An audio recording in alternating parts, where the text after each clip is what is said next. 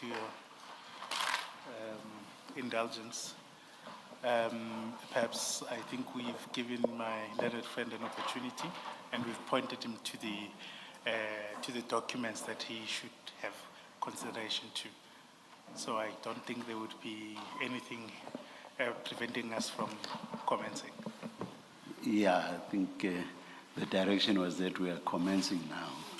Yeah, if I give Mr. Nkosi an opportunity to say something, he just might say he's not ready. and I'm not ready for that. May we start? Thank you, Chair. Good morning again, Mr. Director Malachi. Good morning, sir. Thank you. And when we adjourned last time, you were provided with questions that the Commission sought answers from, and also you had indicated that you needed some documents from your employer, correct? Correct. And you've provided a statement, and I would presume you would have obtained documents from your employer, which now support the statement. Yes, some I did. Yes. Thank you. Before you, you should have 5 files, but primarily for our purposes, we're going to start with file 1, which is divided into 2 inside.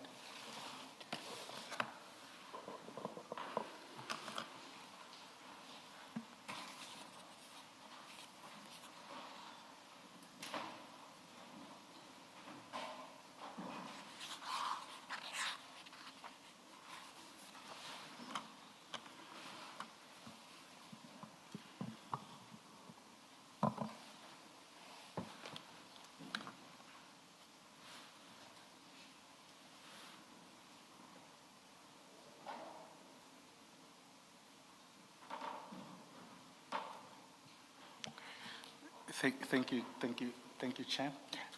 And as I said earlier, at the top is your supplementary statement. Thank you. Correct? That starts at page 1. You confirm that? Confirm. Then if we go to the end of that statement, at page 4, you have signed it before a commissioner of oaths, correct? Page 4 of that statement. Page 4. No, Commissioner, I think I'm maybe going through a wrong statement here, because on page 4 there is no way I've. Can Maybe somebody assist refer me him with to the that? folder. It's under folder 7. It's folder 7. I'll just ask them to.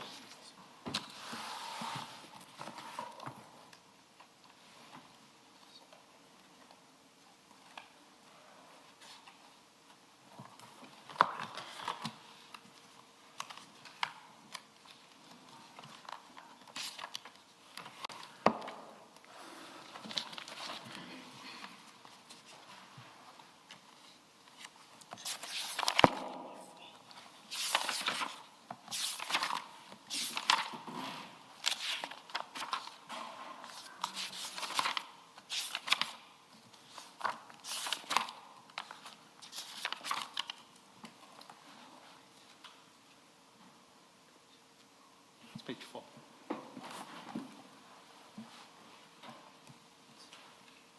Are we there? Commissioners, did you manage to locate the statement?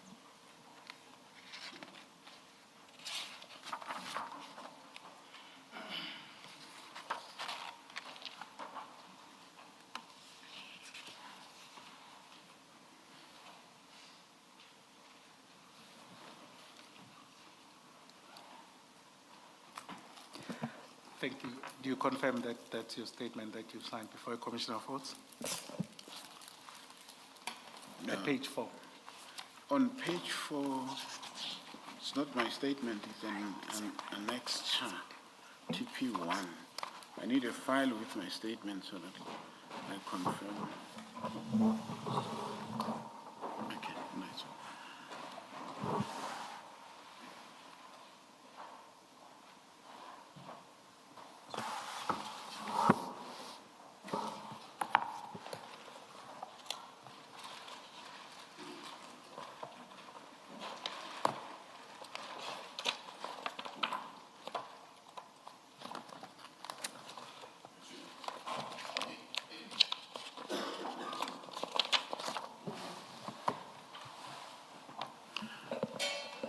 correct, it's my signature. Correct, that's your statement.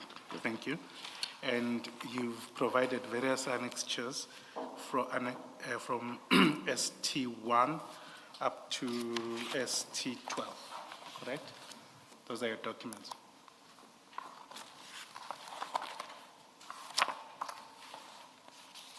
Yes, I confirm. Thank you. Can you then go back to page 1 of your statement so that we go through it? As I said, from the last time we adjourned, there were questions that needed to be addressed, and essentially that's what we're going to go through, and your answers, and then test them where necessary. And then I just want us to also be mindful of the answers we provided in the initial testimony. I don't need to rehash them, but I will remind you where necessary. Can we then go to paragraph 4 of your statement?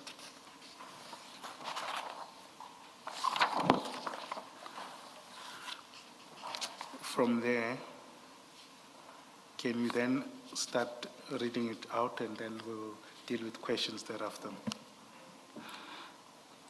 Paragraph 4 of my statement, Commissioner, it reads as follows. I have noted questions from the Commission and wish to respond thereto as follows. Emails and communications detailing executive discussions regarding outstanding invoice for GOBIS and other ad hoc security services.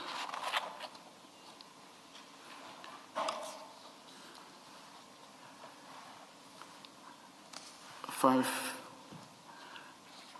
I have attached emails marked annexures ST1, ST2, ST3, and ST4 respectively.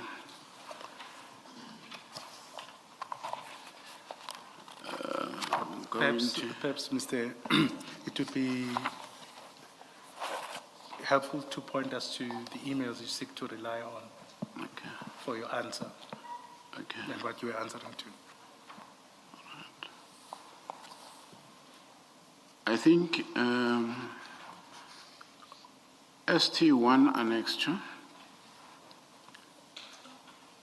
On ST1 annexure, this there is a trail of emails. There is a trail of emails. The first one being from Riverspace on Wednesday, the 25th of June, 2025 at 14:07 to my PA, to myself, and he copied other colleagues. Mr. Madlanga. Sorry, Director. Is the first one not the one right at the end, or rather, directors, or rather refer to a page number? Okay. At what page is the first one? The first one is on page 1, just after. Perhaps, if I may assist you, so in essence, the chair is saying an organization of emails goes backwards. So your first email. The first email is usually the one right at the end, and you read them by going up. And the first one, in terms of the pages, will actually be the last email. Oh, okay. Noted, Commissioner. Am I making sense? Yeah, I think Commissioner. Maybe with these ones, because they are not in that order. On page 1, it's the April emails. But when you go to the end on page 17, you'll see that is the May emails. And then in between, there's the June emails. So they're not in the normal order that we often see emails. Maybe you can direct us to page numbers and which ones you are referring to. Okay, all right. Yes, certainly, as well, Mr. Commissioner, and it's different individuals in those emails, so it's different, but. Let's, Yeah, so the I'd like director him to- must please to take us direct us through, there. yes. Please take us to the one you want to take us to. Okay, thank you.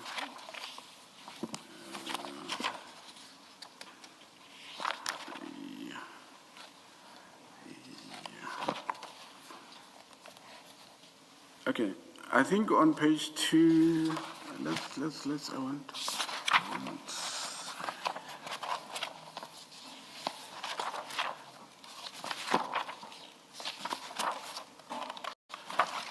The one from Deputy Chief River Space to Winnie B. Madlanga,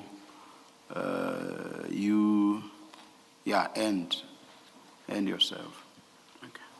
Copy it to other people. Yes. Okay, all right. On this one, Commissioner, Mr. Riverspice was talking to my office about, I'm reading the subject, budget and fund transfer for watchman services in brackets 91 million. Please provide evidence of how this was instructed or decided upon, who from energy or water services requested this email.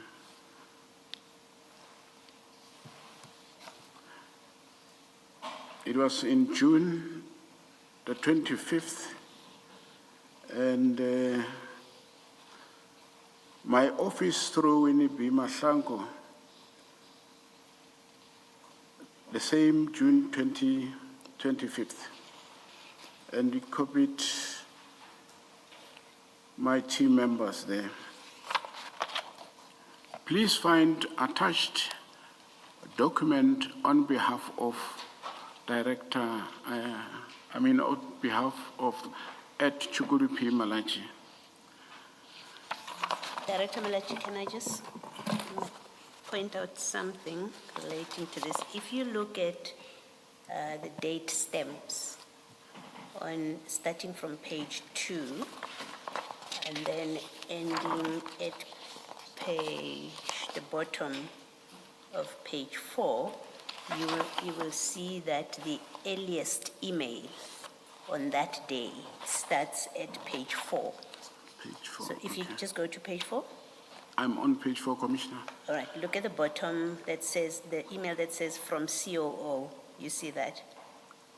I see it, yes. And then it's addressed to quite a number of people. The time is 7:54 in the morning. I think Yes. that's the point that Commissioner Khumalo was trying to address you to. Okay. And then, so that's 7:54 on the same day, on that day. And then if you go to the email on top in the same page, Okay. it's at 8 o'clock, 8:01. I can see that one. And then you are addressed in that one. You see Okay. that? And then if you go to page 3, that's now your email on the same day at 12:29. So the order is from page 4, and then you come to page 3, and then you come to page 2. So the one that you started with from Riverspeed seems to be the last in this sequence of emails. All right. Thanks, Commissioner. I think Riverspeed addressed this email to my office, and it was about the budget and fund transfer for watchman services in bracket 91 million. He indicated, please provide proof where ad hoc watch services have been deployed since 2024 and January 2025.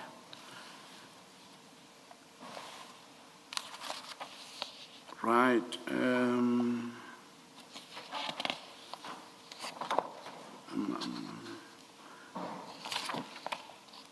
Can I just ask a question arising from that? So in this email from Deputy Commissioner Spies.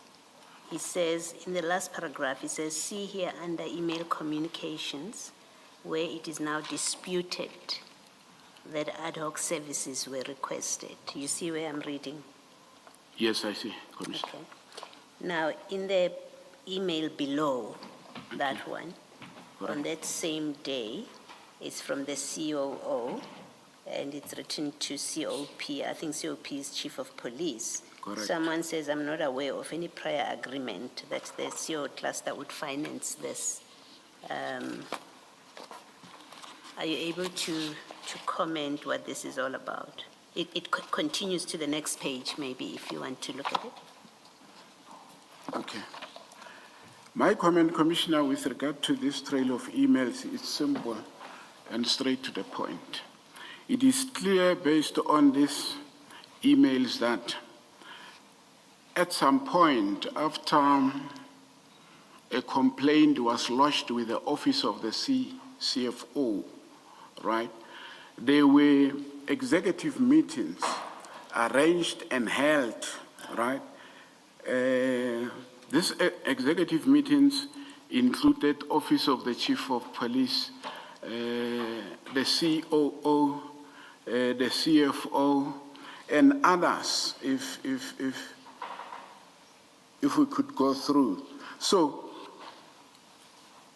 in most of these executive meetings, myself as Director Malachi was not involved to participate. I became, and it is evident that these meetings were mainly discussing about budget and funds to enable the city pay outstanding invoices to the tune of 91 million rand, which I believe was also including ad hoc services which were instructed by the department in question, I mean the Department of Water and Sanitation. So when I went through all of these emails, I came to the conclusion, Commissioner, that at the executive level, right, discussions went on. The Chief of Police was participating in those discussions. Mr. Rivospis, Mr. Boles is part of the executive. Deputy Chief Madlanga, part of the executive. The CFO and the COO and other representatives from the Department of Water and Sanitation. These senior officials in the city met to find ways and means through which they could get money to pay for these invoices, which include invoices for GUBIS 85 in respect of services that they carried out as a result of instructions from the department in question. So, what is worrying me in particular is the fact that whilst I was not participating in those processes, right, at the end of the day, it looks like, or it seems, everybody wants to pass the buck. He wants to pass the buck to Director Malajimoro, especially the Chief of Police, Mr. Spies, and Commissioner Boles, right? Because, for a lack of better word, Commissioner, throughout this process until today, I've actually been asking myself a question. Can someone blow a whistle against himself or herself? This question haunted me so much, and it was based on the fact that those who were meeting to say, where are we gonna get the money to pay, right, these invoices, right, came to testify before this commission. And in their testimony, they've already created a narrative that says Director Malachi is responsible for whatever amount of money that has been paid to these ad hoc service providers, yet they knew before time. They knew before they could even come to this commission, right? They knew through the explanation and records, right, that Director Malachi was not responsible or did not instruct allocation of those sites, deployment of those service providers. But they chose to come, and they testified the way they have testified. But evidence contained in this testimony of mine today, right, I hope when I finish testifying, this commission would be informed about actually what happened, how it happened, who was involved, and so forth and so on. I also want to take this opportunity, Commissioner, and say, without referring, maybe the evidence leader will assist me in terms of the annexes there. I've annexed proof of requests by the Chief of Police in respect of which requests she was supported by the CFO and the city manager approves. Now, the question is, if indeed these ad hoc services were irregular, why would they go as far as requesting money to pay for something that they know upfront this is irregular? You know, I find it very difficult, but I'm saying to the Commission, please help me understand this, because from where I am sitting, if I am aware that this is wrong, I wouldn't go as far as requesting money, getting money, making sure that this thing that I consider irregular gets paid, only to come afterwards and say there were irregular services rendered, and as such, I'm blowing a whistle. So I feel there could be a reason other than the irregularity of this thing, something that I believe will come out as my testimony goes forward. But the long and short under this specific, what you call is, can I blow a whistle against my own self, come and present evidence, that which, from the look of things, I am also complicit? Because the witnesses that came here are the ones in terms of this trail of emails, right? Who were meeting, discussing, weighing options, where can, how much be found to pay for these services, right? Why would they go up to that extent? So it's a question that I think has bothered me for a while. Hence, I decided, as part of my testimony, I want it on record to be there. I still do not understand, because they requested the money. Commissioner, for the sake of time, let me not repeat myself and proceed with the testimony. Mr. Malachi, can I just, you still want to proceed? I just wanted to take through the analysis of these emails so that we get over with them. Okay, okay. Yeah, would that be fine? Just to develop from what you are saying. Thanks very much. No, can I just take you, if you go to page 16, for example.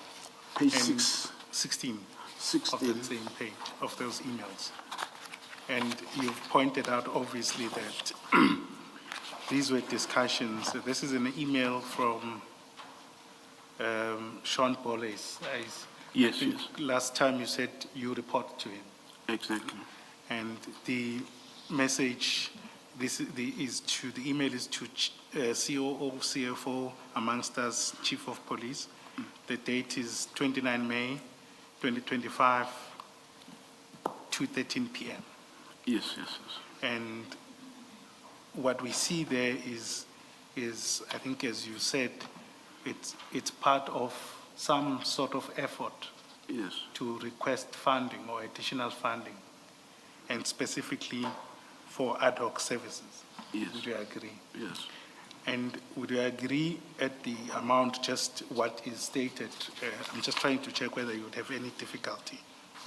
That what they say, that is your boss, says the amounts of ad hoc services are as follows: January to June 2025. The amount for January, I think that's one of the things we're going to go back to, is an amount of 14 million. Yes. Or 29. Would that be Yes, I can what see. you would recall to be what would be for January? Yes, I can. And then for the following 5 months period, it's a total of 82,622,210 rands for February to June, I can see that one. correct? And obviously there's an email prior to that to Umash, but what you were pointing us to is that your email, the one you received from Mr. Commissioner Spies, and as Commissioner Balowi was pointing out, was that it was giving you a sense of ad hoc services, the amounts involved, and for you to explain, Yes. for example, how were these ad hoc services procured? Would you agree that's the essence of it all? Commissioner, if my memory serves me well, in my last testimony, I was on record to say when these specific ad hoc services were procured, my office was not made aware up until it reached a point where, I'm talking specifically to Kubis 85 Solutions, until it reached a point where they complained to the effect that they've been rendering these services and they were not paid, right? And fine. That was brought to the attention of the office of the CFO. It was brought to the to the attention of my office, complaining. But being specific to the question, how were they procured? This. I am saying, I want to put it on record that Sorry, maybe what I was just showing you, the evidence okay. was that the concern was then directed at you Okay. in reference to the quantity Okay. as to how were these procured, the ad hoc services. Okay. And I think that's where the other debate will come to it. Okay. Correct. So the next question I would pose while we are there, did you provide justification or proof as Commissioner Spies said or requested from you as of June 2025? Commissioner, in response to Rivo's piece, I did provide a response, and my response was very short. We even attached to my response a list to say, for example, Kubi's 85 solutions. The department that requested services was the Department of Water and Sanitation. We went, I went further on the same summarized thing. I went further to say for Klepgat ad hoc services, the department is wastewater treatment plant. I believe it's also part of the Department of Water and Sanitation. There was a third one. So why don't you take us to the actual response? Commissioner, I'm not sure if we were able to annex them here, but I'm responding, I'm vividly remembering what I said to the Commissioner. I just want to relate your response to evidence that we have heard. Okay. For example, Major Piri said that he was required to not to deploy. I think the Gubis 85 was already on site, and this is on the 31st of December 2024. And he was not prepared to cooperate, and he actually said Gubis 85 should get off site. And from that point onwards, there was then an engagement between you and other people as well. The engagement being made by someone who I think is an engineer within water and sanitation. I've forgotten the name now. Yes. But an engagement that culminates in you saying that Major Piri should run with the process. Something that Major Piri interprets to mean that you actually gave him an instruction to deploy. So if you agree that that is how everything unfolded, I want you to relate what you are saying to those facts, unless you have a different version of facts altogether. Because now as you are speaking, I have this version in my mind, and I don't know what to do with it in the face of what you are saying now.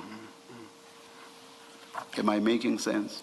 You are making sense, Commissioner. Yes, yes. I need my learned friend to assist me. I want to talk specifically to that issue. There is an annexure that I've attached. This annexure, it's what we called standing order, standing operating procedure in respect. Just to assist you, it's ST5 at page 34. Page TS? ST5 ST5. at page 34. And I think there's a paragraph in your supplementary statement to which refers to this. Thanks, that's page 34. Commissioner, I wanted to put it on record today that ad hoc services in the city of Tshwane, since the 23rd of January 2023, have been and are continuing to be managed subject to this correspondence as evidence. So, any ad hoc service that has been undertaken out of the spirit of this, right, would not be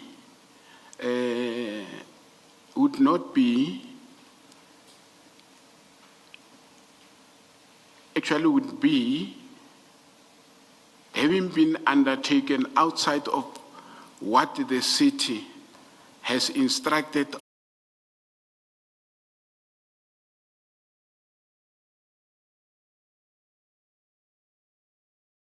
to give support to my ongoing testimony that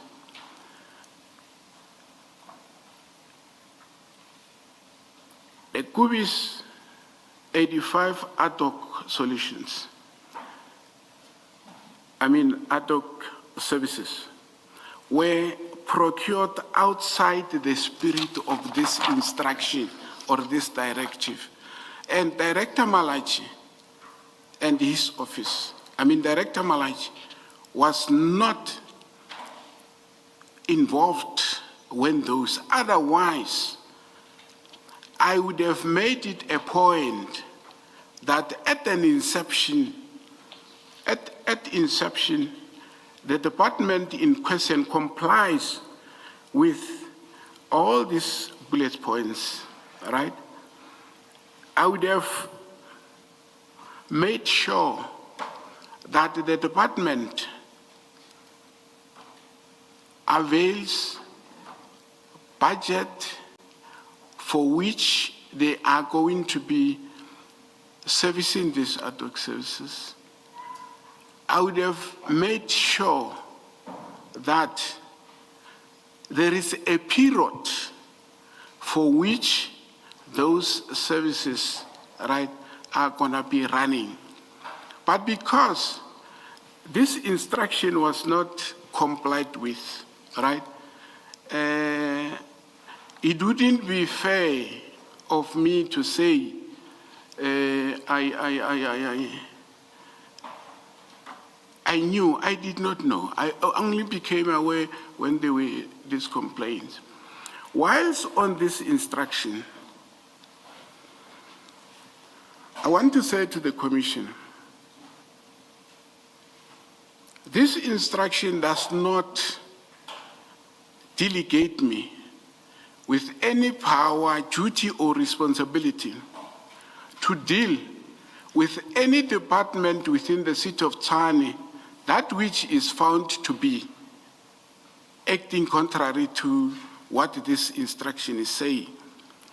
This explanation goes back to the issue of the instruction that was given to me by River Space, cancel all ad hoc services.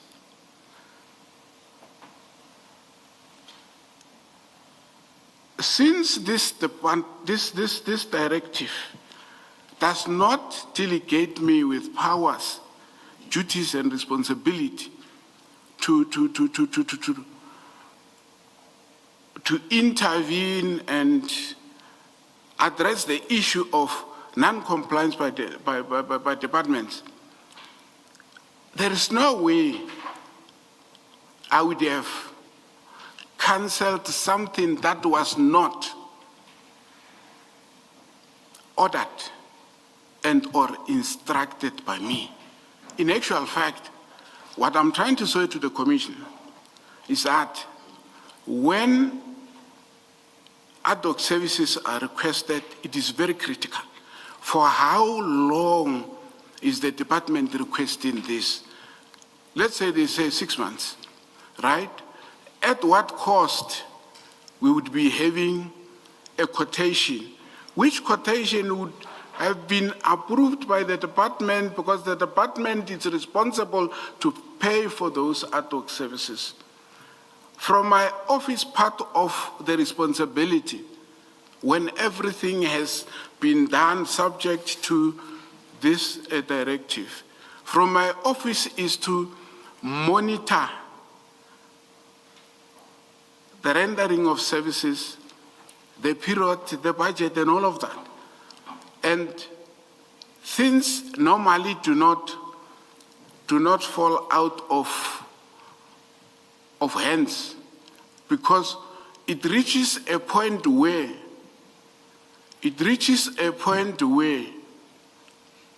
we are able to say, department, you said you're requesting these services for 3 months. This is the last month, right? I'm sorry to interrupt you. Did I hear part of this response to say that you could not cancel because the deployments were not done properly? Or did I mishear you?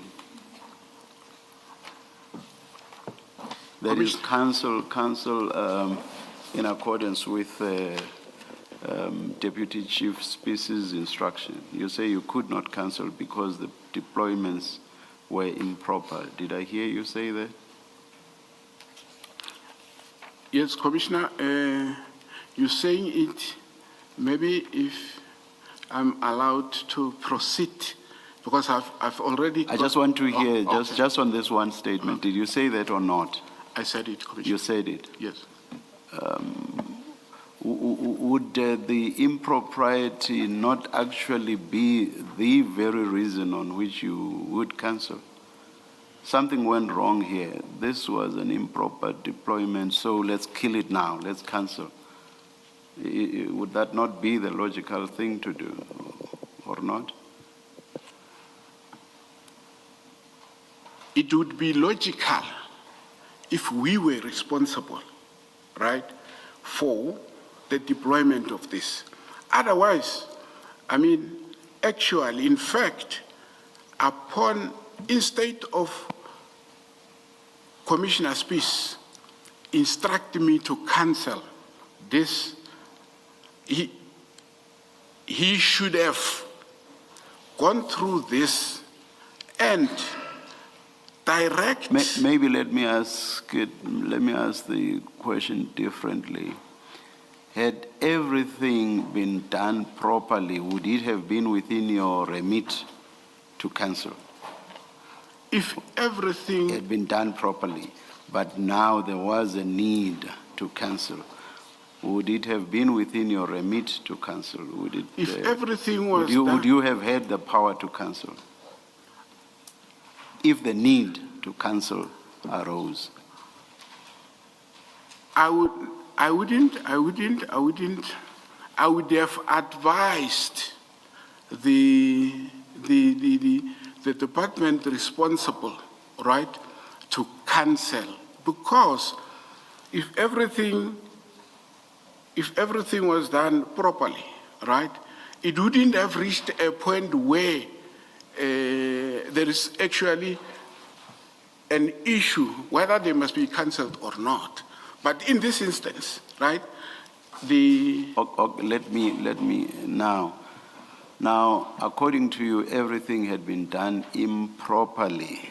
Why not advise the department concerned to cancel exactly because everything had been done improperly?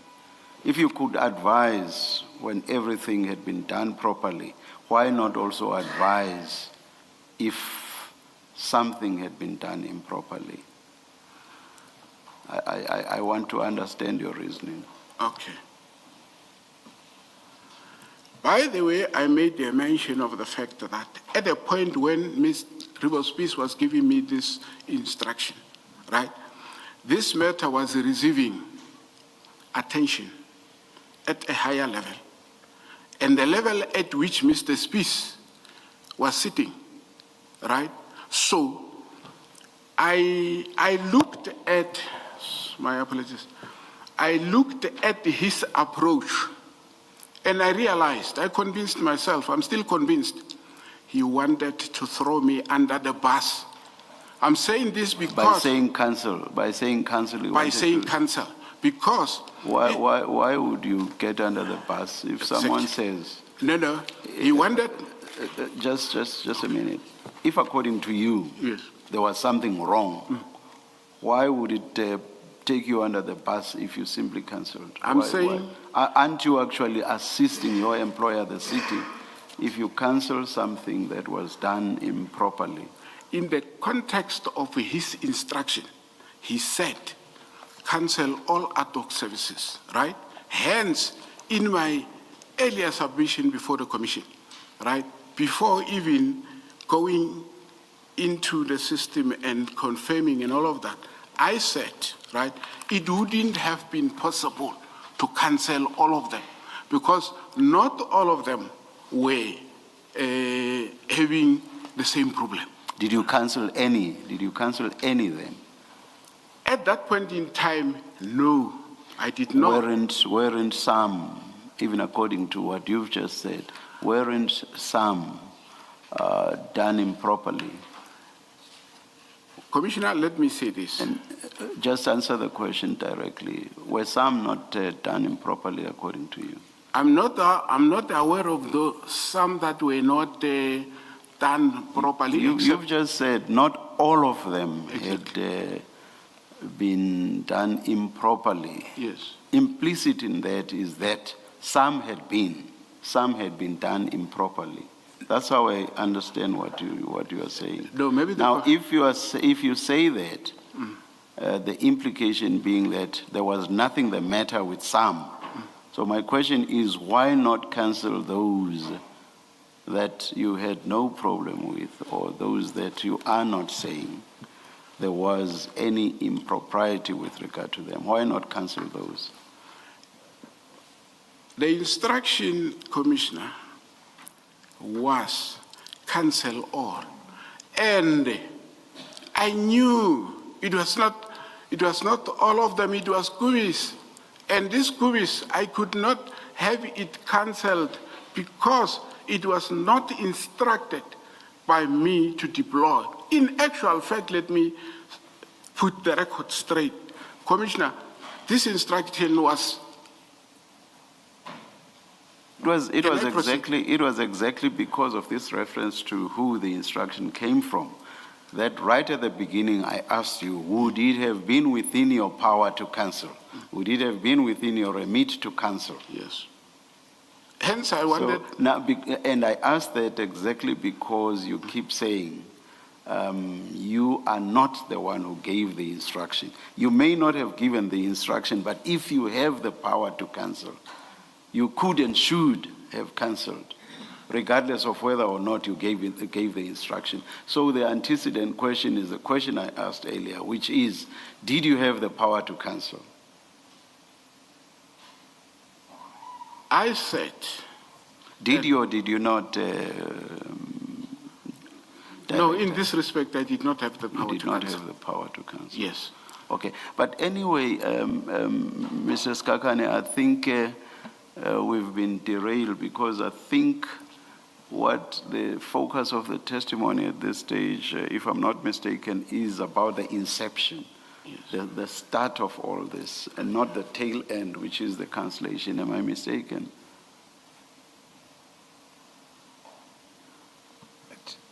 Chair, I may be mistaken. Okay. But I thought we at this stage the focus. I'm not saying it was not to get here at some point, but I thought at this stage it's about the inception or the beginning of the. Yes, I suppose what we went through was the just we got caught up in the issue of the discussion around the quantum and what was supposed to happen. But I'll let Mr. Director Malachi to continue. Safe to just pick on one issue, maybe one question, and then I'll let him continue. Director Malachi, as I understand it, we have to deal with the evidence as we see it. And it does not appear at any point in the evidence, and the one that you've supplemented with, that you either responded directly to Commissioner Spies or anyone about the termination of ad hoc service. Would I be correct, or there is? He said he responded, but when I asked when I asked the director to take us to the documents showing his response, he said he does not have them here. Yes. So, however, they do exist. Come again. I'm saying they do exist. You did. Yes, to the first email, right? Fund transfer, please provide address where have been developed. My memory serves me well, it is not part of this bundle, all right? We did respond to this one. Okay. In terms of where ad hocs are deployed and whatever the case may be. Okay, Right. that's fine. Please proceed with your statement. I'll ask my question later on.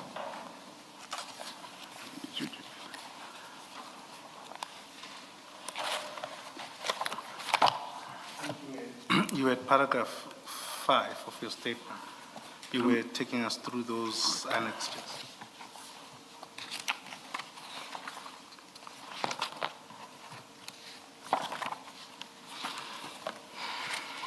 My statement, you said it's page 34.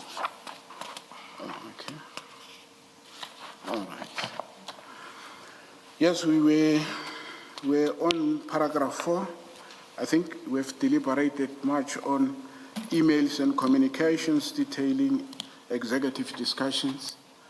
Number 2, email response to Nandule regarding his complaint that 13 requisitions were created without invoices.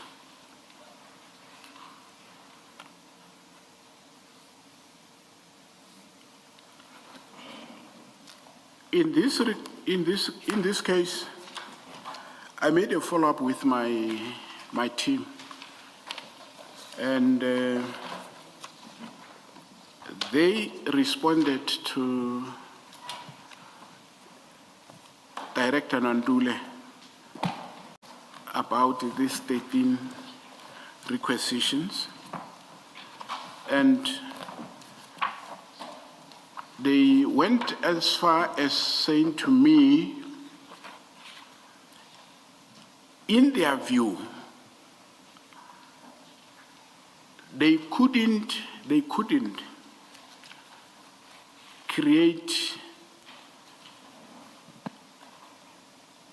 these requisitions without attaching emails. As I wanted to know how this process works, they said they do not have a function that they use, that is used, right, to create purchase requisitions without emails. I mean, without invoices. But it is Director Nandule staff who have got that function on the subsystem. And they went further to say, when they inquired, later when they made a follow-up with Director Nandule's office, it came to light that those requisitions were eventually cancelled, right, on the system. But since I'm not familiar with the subsystem and what, you know. I relied much on what they are telling me, and I think they even said it is possible for the commission to verify that, maybe by going back to Director Nandulis and find out exactly the status quo as it stands right now. But further than that, I personally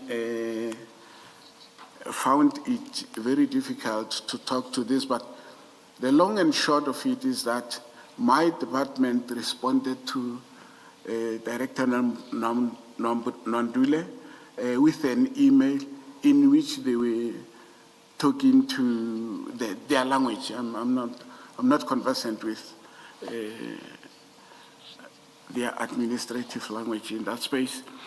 And these things are, of course, functions that are, as we speak currently, performed within the environment of Director Nandule. So I'm not hands-on when it comes to that, but from my office, right, I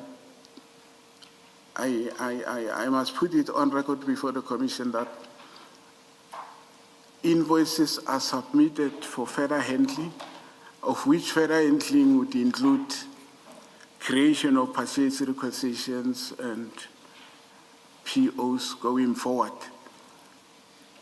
But let me stop at that. I think I've explained based on information. Director Malachi, we know even from the 2024 invoices that at some point on the 26th of February 2025, those invoices came to you and you stamped and signed them. And that was around the time when there was a dispute about non-payment of Gubis's 2024 invoices. So we do know from the evidence before us that at least on the 26th of February 2025, those disputed invoices came to you and you signed them.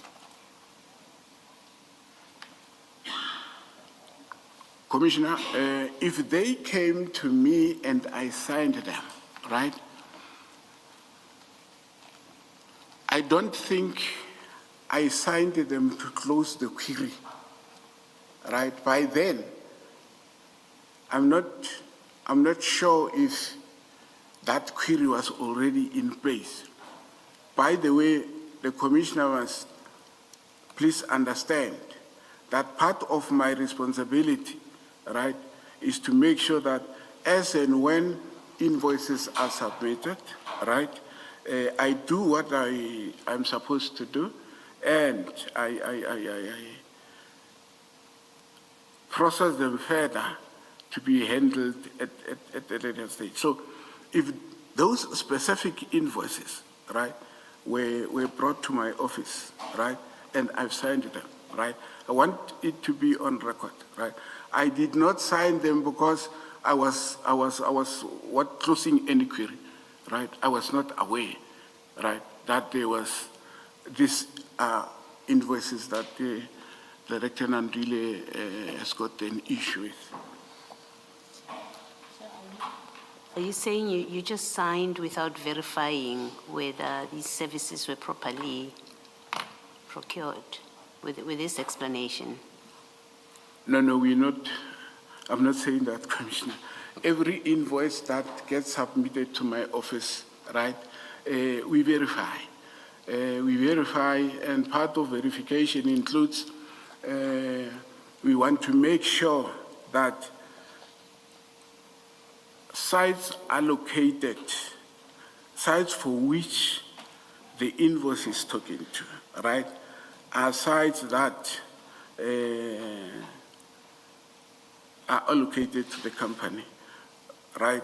It's the risk mitigation process, because if I was just to sign, any service provider would take advantage that he has got a contract with the city and he can put even sites that are not part of his or her allocation for me to sign. So we verify before we submit. I will ask the evidence leaders to put it up while you continue with your testimony. We may come back to it. It's on page 144 of file 3 of that Umashi Dlamini. Remember that Gubis invoice that was shared between Dlamini and Nkosi, and it has Director Malachi's signature and a stamp on the 26th of February 2025. So if it is available nearby, they can put it up on the screen. But for now, if Commissioner Balwa is finished with her question, then you can continue with what you were dealing with. Let me just finish off my question. If you say you verify before you sign off, would you not then have picked up, or should you not have picked up that these services were, or the deployment was done by somebody who, in your previous evidence, you said didn't have authority? We know that Piri signed deployment letters, and your testimony previously was you never, firstly you said he's junior, he doesn't have the authority to do that, and you never gave him that authority. Your verification of invoices before you approve, would you not have picked that up?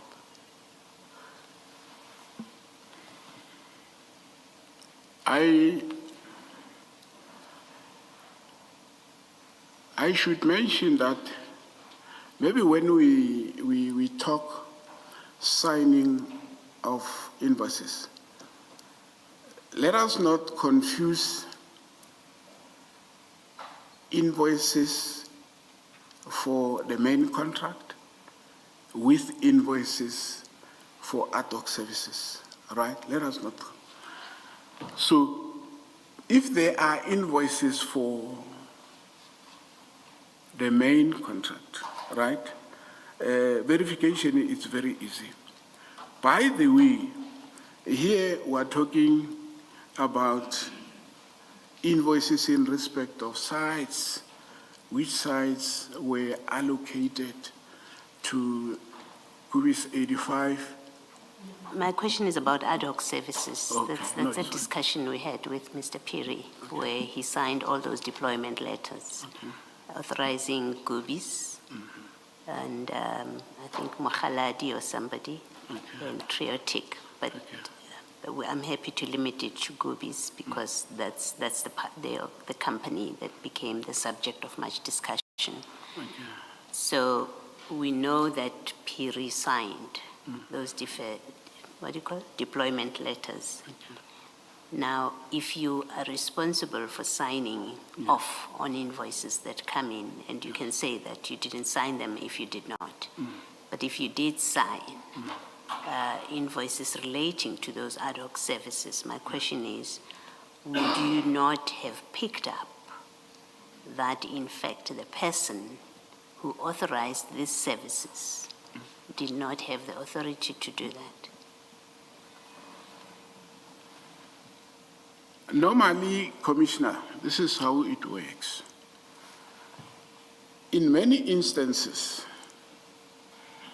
all ad hoc services which have been handled properly, as I explained earlier on, right? Normally, those invoices would not even end up with me having to sign. The mere fact that everything would have been done according to the book, right? At the end of the day, the service provider concerned would submit such invoices to the department concerned, not me, right? But the catch with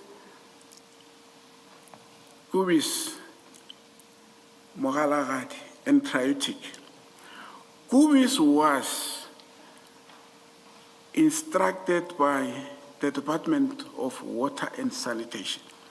Mogalagadi and Triotic Services were instructed by the Office of the Chief of Police, in bracket, Mr. Police, right? That is why such invoices, right, Mogalagadi and Triatic, such invoices were supposed to be signed by me because by virtue of the executive having instructed the deployment thereof, right? I had no, but those invoices had to be paid from my vote, the watchman services, right? Now, with the Goobies ones, right, since the matter, the matter was receiving attention from the executive, right? There was a point where a decision, if I understand the situation very well, or remember the situation very well, there was a point where the reason for them to be discussed at that level, right, was to make sure that at the end of the day, instead of having them serviced from the Department of Water and Sanitation, right, the executive would take a decision, right, get that money transferred into watchman vote account, and for those services to be paid. So, with me having signed them, after the executive has decided and got the money, right, I don't think there was anything wrong with that. Because already the executive has taken a decision. Already the executive, the chief of police, has requested for the 91 million, right? The CFO supported and the city manager approved. So the money got into my vote in order to what you call the process. I mean, in order to what you call the process, yes. Thank you, Director. Thank you. Director Malachi, I think what Commissioner Mali was getting at is what your answer was at your previous appearance, and your answer was to accept or concede that some of the invoices you signed without verifying that the services were rendered. That was your answer when you appeared, and you accepted that possibility, and the fact that as a result, payments would have been made on the basis of your signature. You recall that? Yes, let me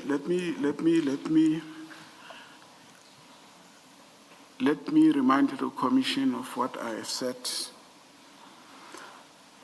The question had something to do with, is there a possibility that some invoices could be signed without verification being done insofar as performance and what have you of services concerned? I said that is a possibility. The reason being, we have more than 500 sites, right, for which my monitoring team of less than 10 people, right, is deployed. Chances of them not covering the scope, right, might result with, come the end of the month, right, they were unable to come at site number 457, right? But it's month end, and we invoices are submitted. So that possibility is there. So in short, you accept the correctness of what Mrs. Kakane is saying? Yes, no. I All agree. right, It's fine. that should be enough. Yes, Mrs. that's enough. Kakane. That's enough. Chair, and I think it addressed my concern was obviously you were saying that the discussions were happening at a higher level than you were involved, but I wanted to just highlight that your level is director, and you had that responsibility to ensure that services that are rendered are actually rendered. As a director, that's one of your jobs or your level of accountability. I agree. No, let me say this, Commissioner. My level as a director, all right, dictates, right, whatever you are saying about, but let the Commission not lose sight of the fact that, I've spoken at length about staffing problems. I've spoken at length, about many other shortcomings. Now, I think it is obvious that if I was treated accordingly, right, I should have participated. Somebody should have invited me to participate, right, in these executive meetings. But let me not proceed with this, but I was never invited to participate. And at the end, whatever the executive decides upon, I accept. Hence, Mr. Skakan, perhaps let's just do the statement all the way to the end and do the probing afterwards. Yeah, it's a very short one, only 4 Indeed. pages, and yeah. All right, thanks. Thank you. okay.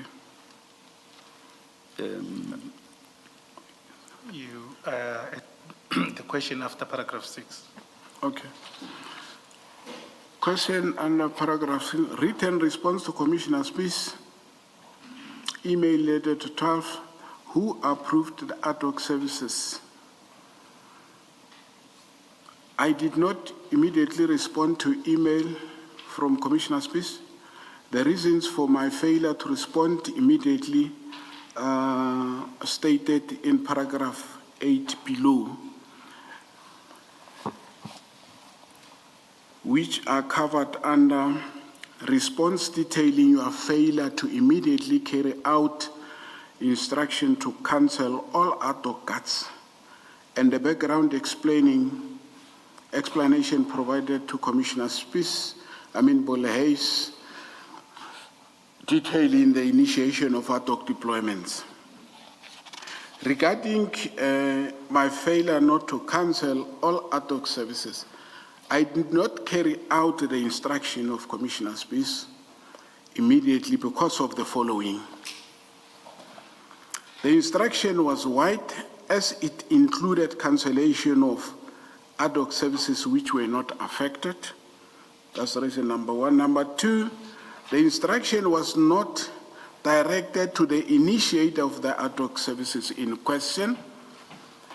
The instruction was issued without observing the content of the standing operating procedure, acquisition of additional new services dated the 23rd of January 2023. I've attached the SOP marked Annex TS5. Commissioner Spies was aware of the SOP, yet he instructed termination of ad hoc services in respect of Kubi's Triotic Protection Services and Mahalahari Security. I later complied with this instruction by drafting letters of termination for his signature. He signed these letters. I personally called the company, served them with termination letters, and I have attached one of these termination letters marked A6. Now, there is something I want to add on to this paragraph. What I want to add on to this is another reason. On the 12th of March 2025, when Commissioner Spies gave me this instruction, I want this commission to note that Commissioner Spies, I wanted this commission to note that Commissioner Spies did not have legal authority to do so. I'm saying he did not have legal authority to do so because in terms of TMPD organizational structure in place, Commissioner Spies' position was not part of the structure. And with him not being part of the structure, there is no way in terms of the law that Commissioner Spies would give Director Malachi instructions, right? Yet he is well aware that he is not part of the structure. It's like anyone who says, I was supposed to carry out instructions from Commissioner Spies would then agree with me to say, when I walk out of this commission, I can meet someone, right, out there, and he said, I'm the deputy chief and I'm giving you instruction, go and do 1, 2, 3, 4. So I'm saying in terms of the law, Commissioner Spies was not having any legal authority to do so, because legal authority in the city gets derived from approved organizational structure by council, not by individual senior managers within the city of Tshwane. By council. Approval by council gives effect to appointments and anything to do with the rendering of services within this. So he realized this. That is why when I say I later cancelled the 3, right? It was after June. There is a reason, Commissioner, why after June he came back to me to say cancel Mogalagadi, try to give it, because it was only after the 4th of June that Commissioner Spies was accommodated, right, on the structure of the TMPD. And that accommodation still was not via any resolution of council. That accommodation was not via any resolution by council, which then means, in my with my knowledge, right? After the approval, the said approval, even though it was not done via a resolution of council, right? That position should have been should have been advertised in state. Let me interrupt you, because now you're talking about adverts. I just want to clarify that I understand what you're saying. At 12 March 2025, who did you report to?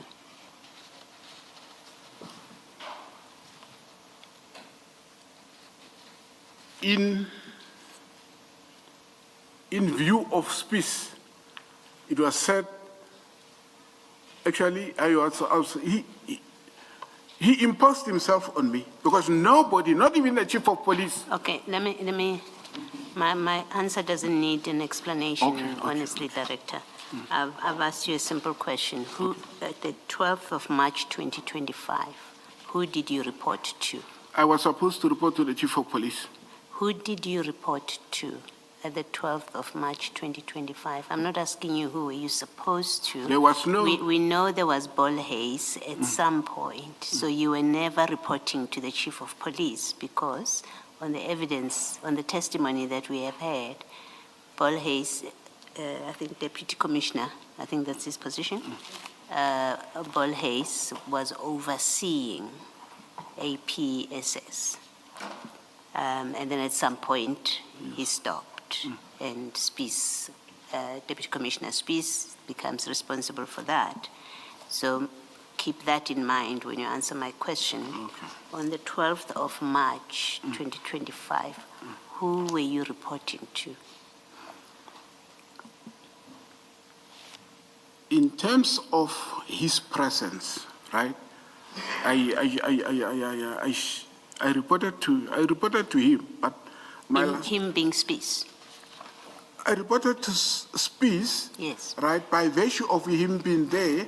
I've said to you, I don't want you to give an explanation about structures and the politics and who did what, did not do what. I'm asking the simple question, who was your immediate superior that you reported to at the time? And you've answered, you've said you reported to Spies. Yes, Thank you. yes, sir.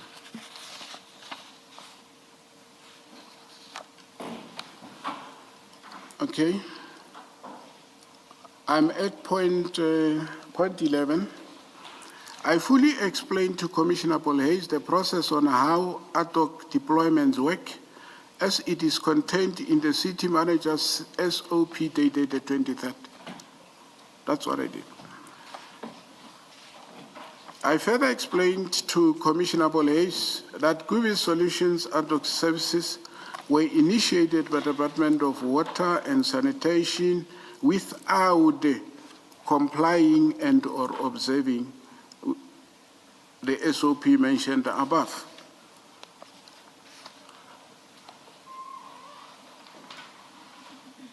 Can I proceed? After 12, formal suspension letter, the preceding notice inviting your presentations on the suspension, written response to, I have attached the requested documents marked as annexures T7, ST7, 8, and ST9 respectively.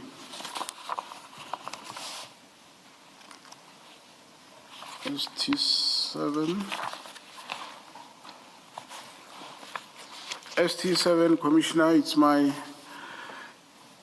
a letter addressed to me, notice of suspension pending allegation of misconduct, TP Malachi, in bracket, it's my pay number. Can I proceed?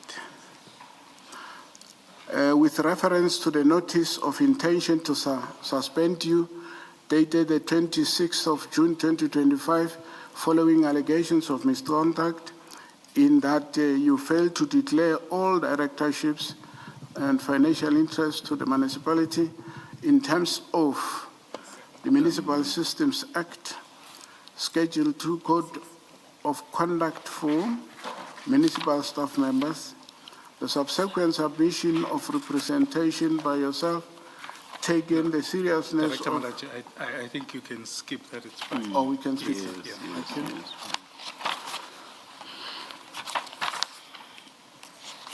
ST8, notice of intention to suspend. I think we can skip that as well, because Okay. you dealt at length with your suspension when you gave your testimony earlier. Thank you. ST9, this was my representation to Commissioner Farrow. Representations against intended suspensions. I think we can skip Yeah. that too. We can skip this one. Yes.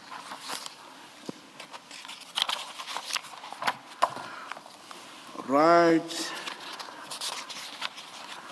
Let me go to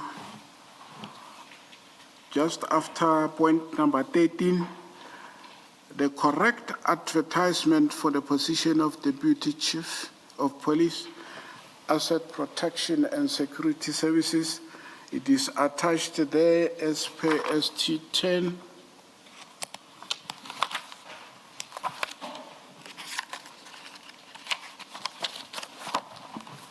Is there any salient point we want to deal with here?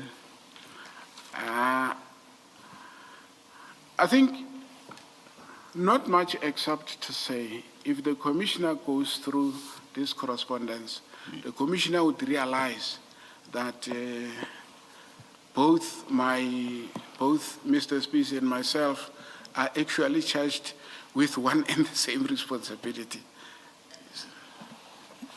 We will decide that because, if I'm not mistaken, I think Commissioner Baloyi, when you testified earlier, took you through what his responsibilities are and what yours are.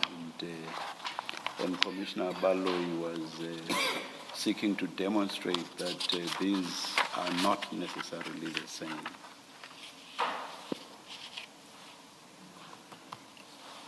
Yeah, Commissioner Baloyi confirms my recollection. My recollection also, Director, is that you had attached the wrong, I think that's what you said, you had attached the wrong advert, and we were talking off that advert. Okay. And that's why you've given us page 44. It's the correct one. Okay. Yes. Okay. Now, hence, Commissioner, I'm saying, having attached a wrong one, today my testimony is putting it on record. So basically you are now saying, or rather you are insisting that now that I have the correct advert, I am insisting that the duties are the same. So Correct, Commissioner, yes. That's your point. Maybe Commissioner Baloyi will again take you through similar points as she did previously. I'm not pushing her to. Is there anything else? Not at this time. Is there anything else you? No, not on this one. I'm just happy Yes, that I've okay. brought to the attention of the Commission what I wanted to bring respect of the two of us sharing one and the same responsibilities. Thank Okay. you, Commissioner. And then there's the last point, which, at page 4.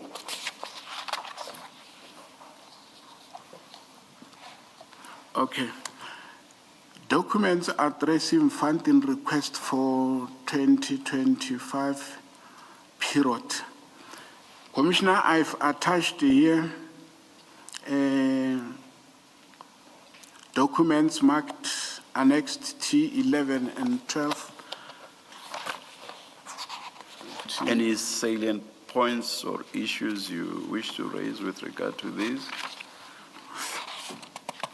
No, from where I am sitting, Commissioner, what I want to put on record is that the documents that I've attached here are evident enough to assist the Commission in determining who has requested funds and for what. And very specific, I want to say, I want to make this point that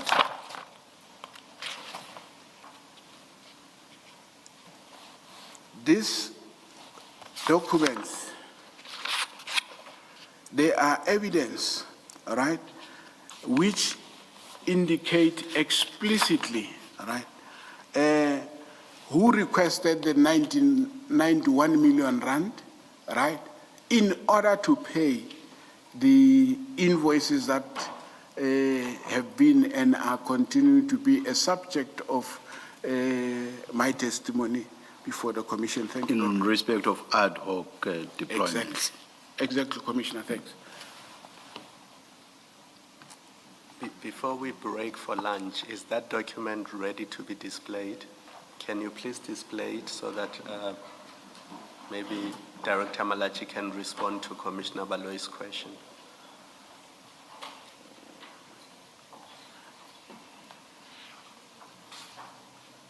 Director Malachi, look to your left there. Oh, okay.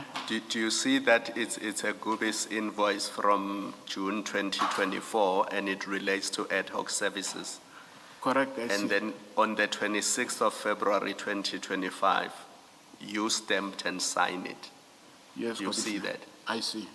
Yes, so the reason I wanted to refer you to this document is I don't agree with you that you were not aware that there were ad hoc services that were being rendered, because you were approving invoices. And this do not even relate to the additional deployments in January and February. This is deployment that happened in 2024, and in relation to which, if you remember, there was the dispute because there were no purchase orders, and it was not clear who had authorized these deployments. But when it came to you, you stamped it and you signed it. Are you ready to respond, or do you want to respond after lunch? I think I can respond now. Please do then. This invoice was signed 26 February 2025. I think even though it was dating back to 2024, right? There is evidence in my testimony. I made mention of the fact that invoices were in January, February, ad hoc invoices involving Kubis were already receiving attention, right, from different levels. But the directive, obviously, would be that they were receiving attention at the executive level, right? Hence, when this invoice was sent to me, right, I took it that since the discussion is about how such invoices would be disposed of, right? There was no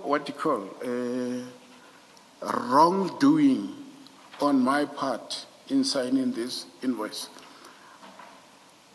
But did you know for certain that those services had been rendered?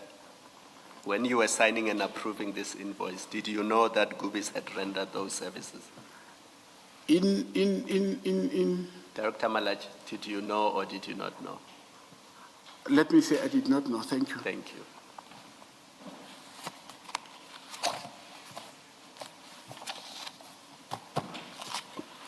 Let us adjourn and resume at 2 p.m.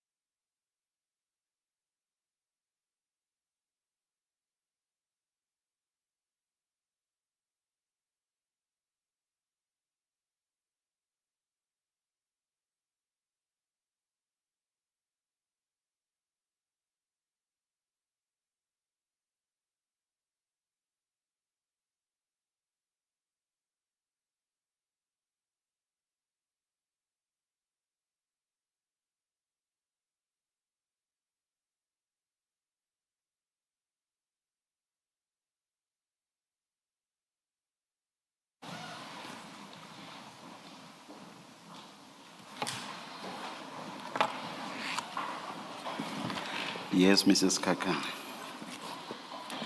Thank you, Chair. Good afternoon, Advocate Malaki.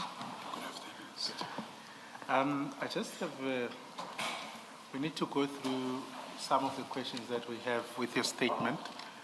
I don't want us to repeat what you've already indicated, but what we don't have, and I want us to be clear in my questions, is keep in mind that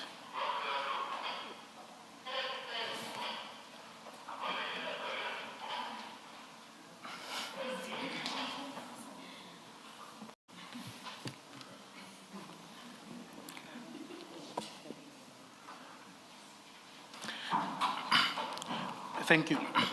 We've established from today and your last testimony that the deployments as they happened and as you signed them off, some of them were not, you didn't verify them. We've established that as a fact. We've also established, I think, as a fact that in terms of the capacity which you said, and the report that was earlier provided, that the sites were not monitored properly. You accept that? Correct, yes. And we have to also accept we have to accept, then we have to get into the authority about deployments. And the last time the interest was around the deployments of January 2025. And that was closer, that had Mr. Piri. Everyone said Mr. Piri's evidence was that you instructed him to issue those notices of deployment, where he signed them. Do you want us to go to them, or you remember those deployment letters?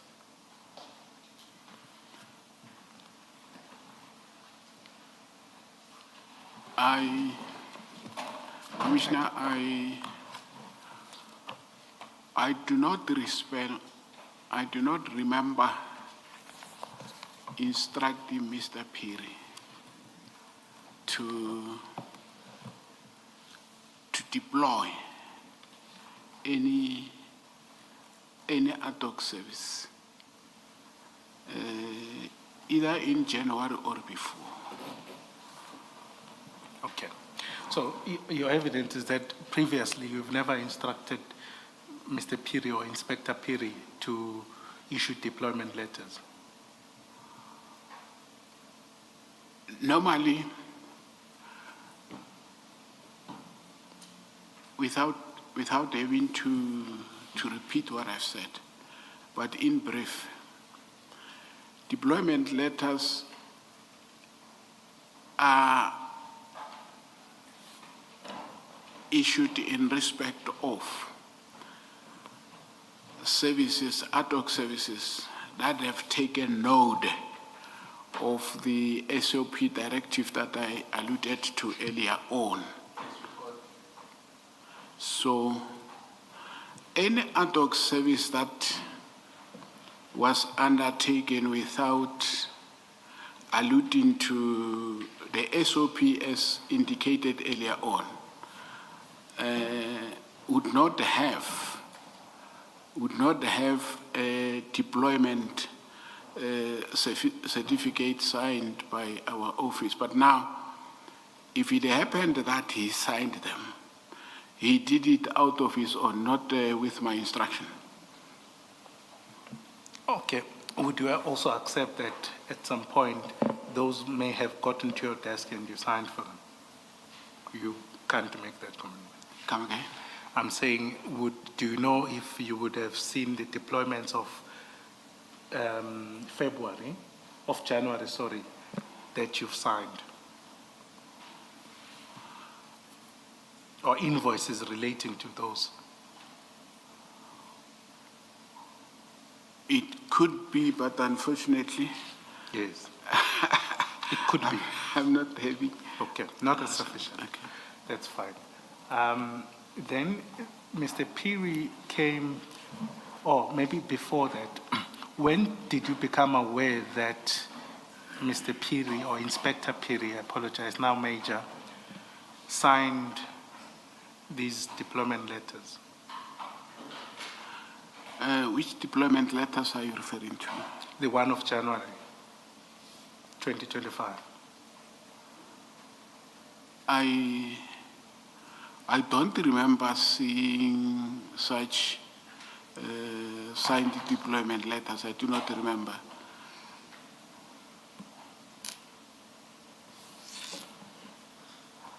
Okay, that's fine. Could we then go to file 5?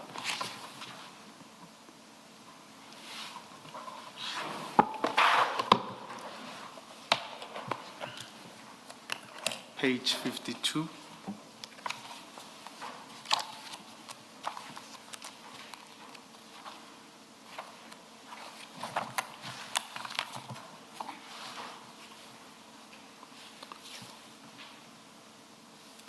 This is an annexure. It's a trail of emails from Mr. Piri and yourself and Herman Sikholela from the Department of Water and Sanitation.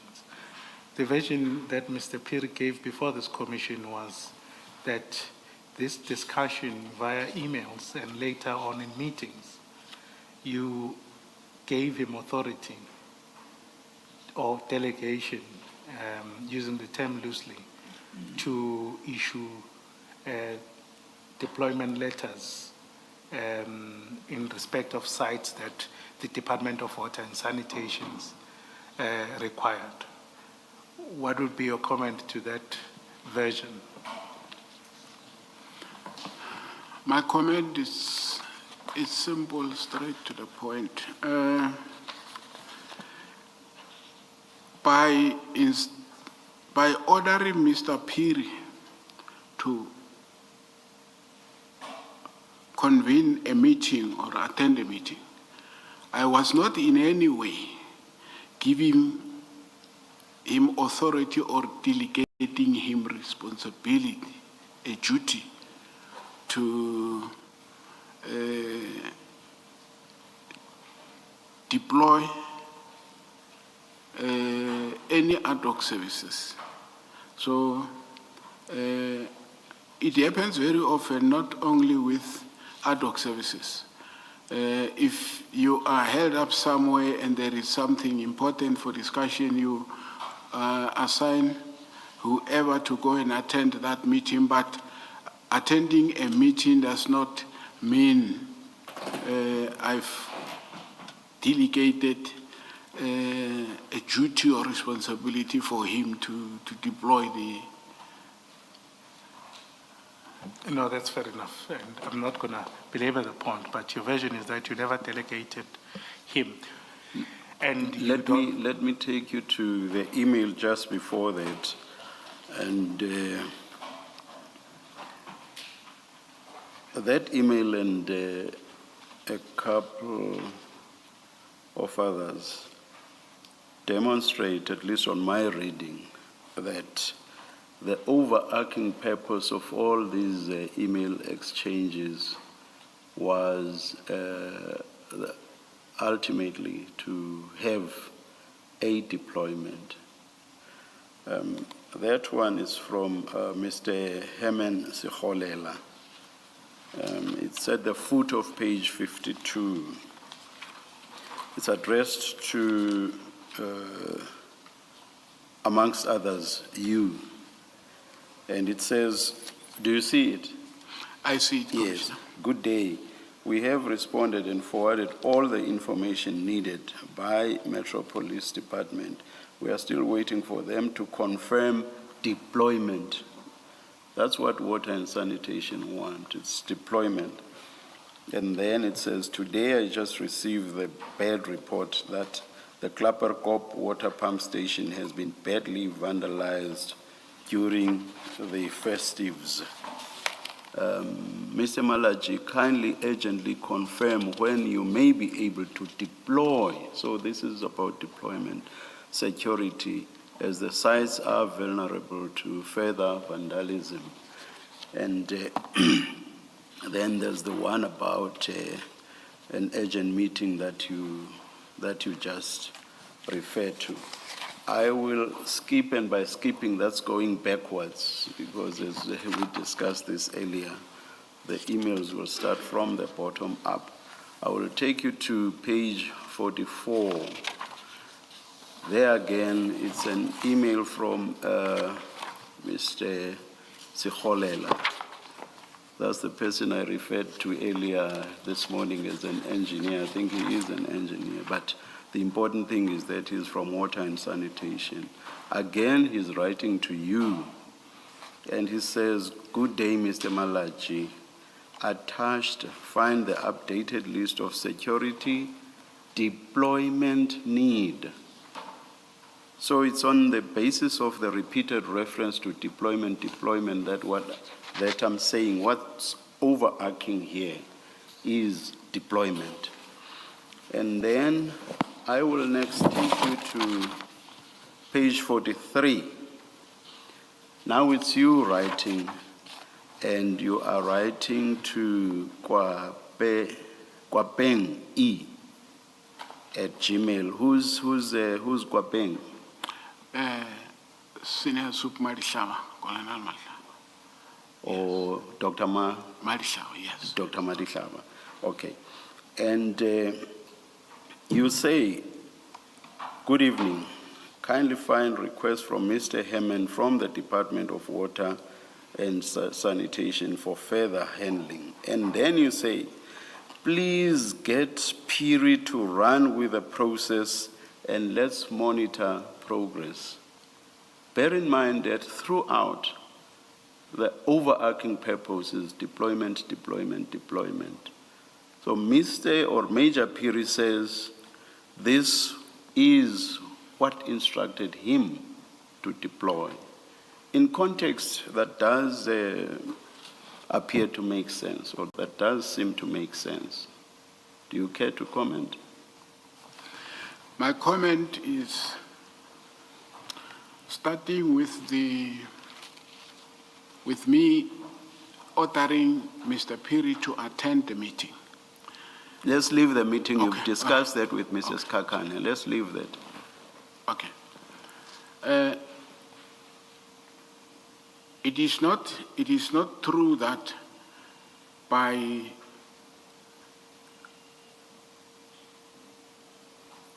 instructing them to run with the process, I was meaning that they should continue deploying security. They themselves know very well that in order for deployment to be carried out, right, there must be a... Are you going to refer to the SOP again? Exactly, right? And it starts with what? With the request from the relevant department? Exactly, and Which there was here. There are repeated requests. yes, And Mr. Sikholela goes so far as to say there's continuing vandalism. So there is a request. yes, Commissioner, I agree with you. There is a request, but that request, it runs short of critical information that is necessary for both of us to comply with the SOP that I alluded to earlier on. There shall be no deployment done unless the department requesting security has committed funds to service the deployment. Number two, the department... As you sit there, are you able to say no funds had been committed as you sit there? Or are you making an assumption? At this point in time, at the point when we were communicating, As you sit there now, are you saying funds were not committed? Or are you making an assumption that they were not? No, if my memory serves me well, there were no funds committed at that point in time. Okay, continue. So, apart from the issue of the funds, the SOP requires it of us to make sure that there is a critical element of the, for how long are we requesting this ad hoc services, right? So it was imperative for us through period Madlanga, right, to have those things before a decision could be taken to deploy security. So if I go, having gone through this, right, I do not see anywhere where they came back to me with. You couldn't sit and fold your arms and wait for them to come back to you, not when Mr. Herman Sekgolela had repeatedly asked for urgent deployment, and not for the sake of it. He says in so many words that there is continuing vandalism and that the Klapperkop reservoir has recently been vandalized. You couldn't sit and fold your arms. So if you interpret the sentence that says, please get Piri to run with the process and let's monitor progress, if you interpret that sentence differently from Mr. Piri's interpretation, what became of that process and your monitor? What became of that? Because if you never did anything that saw that process to the end, we may well be forced to interpret this in the same manner as Major Piri does. Because from your answer, you seem to suggest that you just sat and waited for them to come back to you and tell you what happened eventually. If that's what you did, or at least if that's what you say you did, we may be inclined to interpret this email in the same way as Major Piri. Your comment? Or maybe let me ask this first. Did you do anything after this email? If you did, what did you do? Commissioner, I did not sit. I've been engaging with Piri and Madlanga about the budget issue, right? The budget issue, because the directive is very clear. Whether there is vandalism that is... Where's the record of that? Throughout we have emails you yourself have been writing. If you'll suddenly say to us that I suddenly engaged orally, that will be very odd in the context of what was happening here. Emails were being exchanged. Where's an exchange, an email exchange that shows that beyond this point you did engage? Commissioner, can I say this, if it is allowed? Yes. Right. I did not buy, I did not instruct or delegate. That's not what I'm asking you. That's not what I'm asking you. I said, you have said Piri must run with the process and let's monitor progress. So I want to see the progress. I don't want you to answer whether you in fact gave an instruction. That's not what that's not where I am right now. I want to see what you did beyond this email. What did you do, if anything at all? And if you say it was oral, that will be hard to believe, because throughout and up to this point, you were all engaging each other by way of email. What did you do beyond this point, if anything at all? From record perspective, it is clear that there were no further communications. But the absence of that does not necessarily mean I gave either Piri or Madlanga. Again, I'm not asking you whether you gave an instruction or not. I'm saying, or I'm asking, did you do anything at all beyond this email of the 9th of January 2025 at 8:49 p.m.? Did you do anything at all? No, I'm looking at a wrong one. I'm looking at, the date is still the same, the 9th of January 2025 at 20:45. Your email to Kwapeng E. That's the email in which you say, please get Piri to run with the process and let's monitor. So I'm saying, beyond that email, did you do anything at all? If you did, what did you do? Commissioner, it is on record now, right? There is no email indicating what was done, but... I'm not asking about whether there is an email. What, if anything at all, did you do, Director? Commissioner,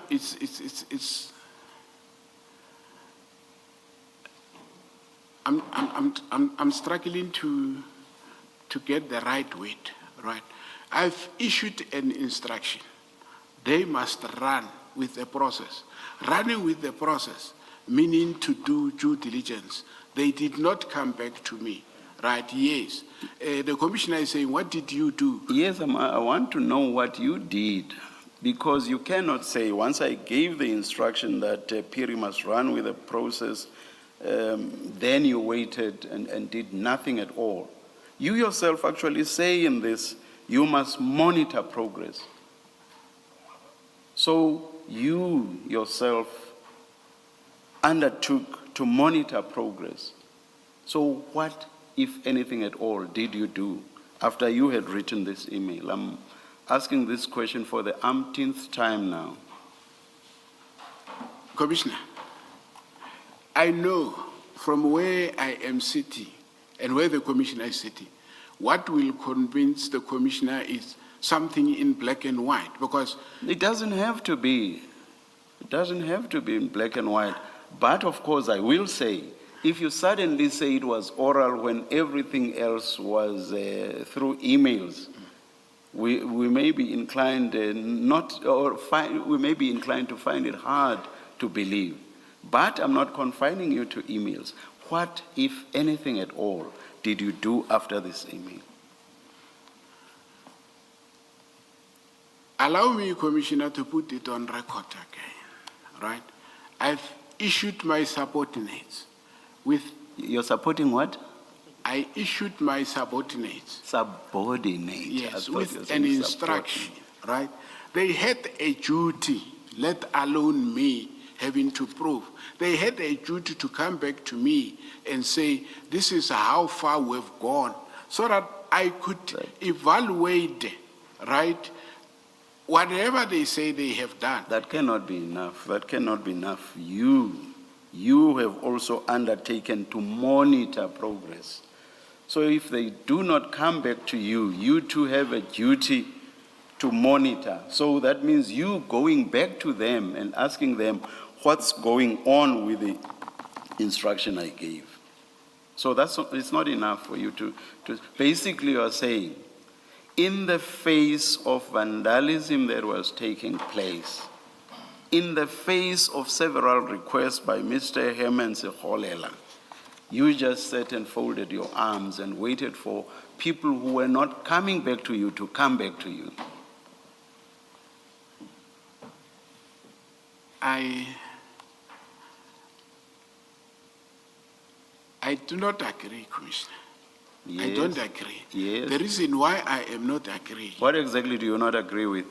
I'm not agreeing with the fact that I just sat, folded arms, and waited my subordinates to respond. I'm saying that because you said they had an obligation or a duty to do the things that you are referring to, and to then come back to you, and they never did. My understanding of that is that you are basically saying because they never came back to you, you too did not do anything.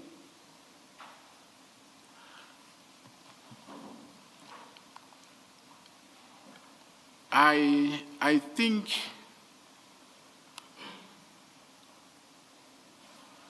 I will not be able to satisfy the commissioner on this one in terms of my response, you know. But the long and short of my response with regard to deployment, right? I've never instructed both to continue with deployment of security. Thank you. I'll close by saying again, that's not my question, but I will leave it there. Director Malachi, your evidence before this commission concerns me. You'll see that on page 52, where Chair referred you to, it was concern about vandalism at Klapperkop Water Station, and the other one, there were two. And that was on the 6th of January. If you look at that email on page 52.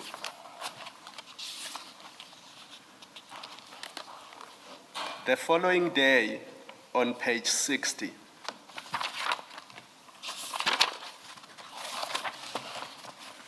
you give an instruction, Tuesday, January 7, 2025 at 11:38.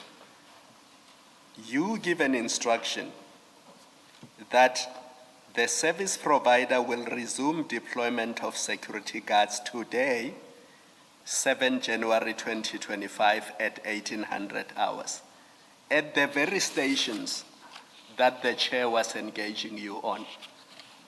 So you gave an instruction that the deployment will happen from that day. So for you to come to this commission and say, I never gave an instruction to deploy because my subordinates had to do due diligence first, that is untruthful. Because that is your email where you say deployment will happen today at 1800 hours. Do you see that? We are on page 60, Director Malachi.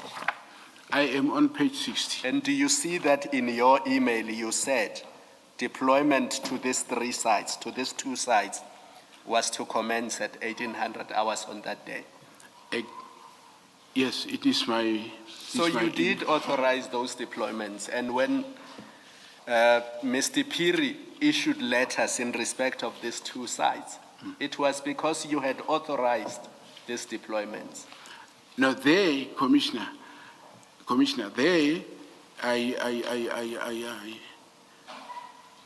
admit I issued instruction, and if you look at the subject on my email, right, it talks to GL account for security services, Klapperkop, Brickfields pump stations, as listed here below, right?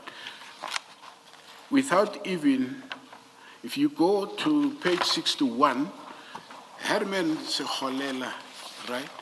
GL account for security services, right? He indicates, hi Gary, so I agree with your suggestion to utilize job in GL. It is the one relevant for this purpose. Colleagues, the GL and cost center for the security are as follows.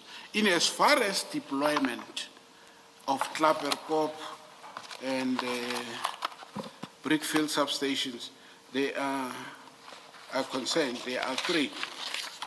The department here has complied fully with the SOP that I alluded to earlier on. Hence, my instruction, right, said the deployment will commence, right, at 18 hours. So, as a commissioner. But Mr. Malachi, on page 52, Chair was engaging you on the same Klapperkop water pump station. And when Chair was engaging you, you said you never gave instruction for deployment. No. Mr. Malachi, go to page 52 and see what 52 deals with. I am on page 52. Do you see that it deals with Klapperkop? Today, I've just received a bad report that Klapperkop water station has been badly vandalized during the festivities. That's what the chairperson was engaging you on. It continues on 53. Mr. Malachi, kindly confirm when we may be able to deploy security, as the sites are vulnerable to further vandalism. That's the very email Chair was engaging you on. And when he asked you, in the face of this and in the face of the request for deployment, what did you do? You said, I never gave an instruction to deploy because, one, there should have been due diligence. Two, there should have been a determination of the duration of the deployment. Yet, on page 60, before those things are done, there's no due diligence, there's no determination of how long the deployment is going to be. You authorized the deployment. And arising from this email, Mr. Piri issued letters of deployment to these sites. So for you to sit there and say, I did not authorize this, I was still waiting for my team to do a deployment and to assess how long the deployment is going to be. Sorry, the due diligence and how long the deployment is going to be. It's simply false. I think my response was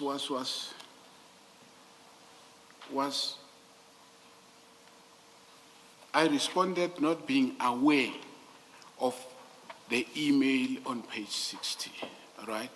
So your evidence changes when you see documents. It's not the truth. You will change it as and when you see documents or as and when you become aware of documents.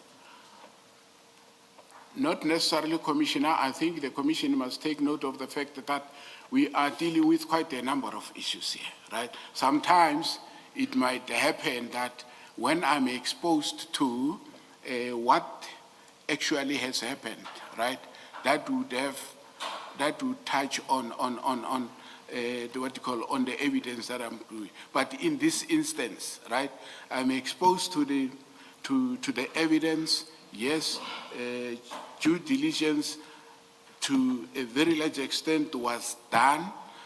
Confirmation has been made by the department. Hence, I issued an instruction, right, to say deploy on Clappercop, deploy on Brickfield substation, as per the scope of work that I've done. Let me tell you what then happened after this, after you instructed that there be a deployment. The same water and sanitation went to Piri because you said Piri must run with the process. If you go to page 50 of the same bundle,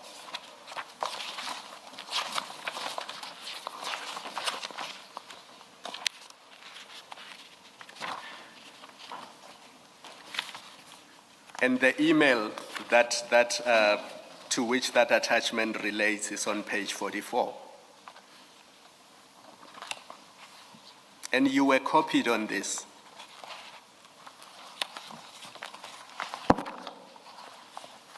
It's 9 January 2025. Yes. It says, good day, Mr. Malachi. Attached find the updated list of security deployment needs. So they were saying in addition to the two, there are these additional sites. Where you find those additional sites is on page 50.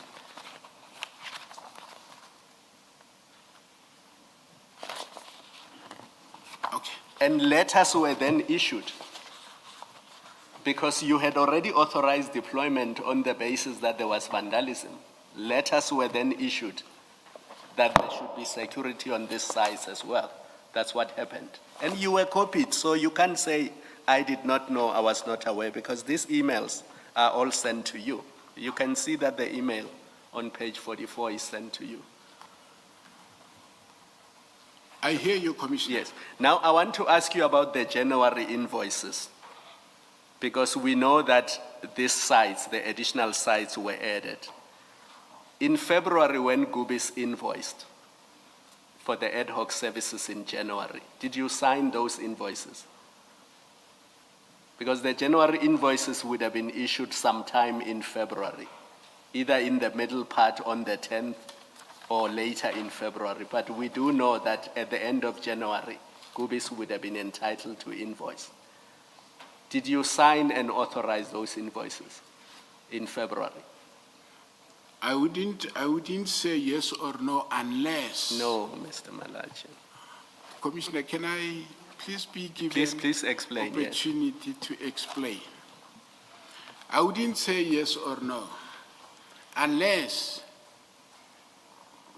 without having to say this is how the commission should direct questions to me, right? Unless I'm exposed to those emails that I've signed, and questions are based on something that I am seeing, right? Probing me on something that I am seeing, but now, just for the commission to expect me to some thug responses, I don't think it is fair. That is why, as we move on, I would always be accused of, not answering properly. But the bottom line is, I should be exposed to the evidence. And yes, as we move on, right, you allow me an opportunity to explain where it is necessary to explain. But under the circumstances, I feel like I'm being ambushed. See? So, which... Are you saying, Director, you may have, but you do not recall? Is that the long and short of what you are saying? Exactly, Commissioner. There's a reason why I'm asking you this question, Director Malachi. You see, you told this commission that you were not aware of these ad hoc appointments until much later. Now, what I'm asking you is a factual issue. Either you approved invoices or you did not. Because if you approved the invoices for January, there's no way you can sit there and say, you don't know what those invoices are for. Because the invoices will tell you it's for this deployment at this site for January 2025. And that's your job. As we have shown you with the June 2024 invoice, it came to you, you stamped it, you signed it. Had we not confronted you with that invoice, you would also have denied and said, I don't know. I never became aware of these ad hoc deployments. I did not authorize anybody to deploy. But if you sign those invoices, then your suggestion that you were not aware of these deployments is simply false. And because it's your job, you should be able to answer that question. You should be able to say yes, because no invoice can be paid without my involvement. They would have had to come to me. I would have stamped them and signed them, and that's how they would have gotten paid. You are not being ambushed. You came here to deal with the Gubis deployments and the payments to Gubis. That's why the emails that are attached here, and they show that over 5 months it was paid 82 million. They relate exactly to the topic we are discussing. It's not something outside of the topic that we are discussing. If you know, you can say, I know. If you don't know, I don't know, or I don't remember. Commissioner, I hear you and I agree with you, right? The thing is, the difficulty I sometimes come across, right? You say, I do not remember. It is said, no, it means you are not doing what you are supposed to do, right? It's an assumption. But the long and short of this whole thing is, right, I'm coming to the additional lists, page 50, right? Allow me to put it on record, Commissioner, that Mr. Sokolela has taken advantage of my email dated the 7th of January. He knows very well, he should know very well, that for each site, there must be GL account number, right, provided. So, having received our my approval, as per this email, all right? He decided to put additional sites. But I'm stating it that it was wrong of him to do that. You see, he was supposed to do as he did with Klapperkop and others, right? Avail GL account number, budget from which this additional site would be serviced.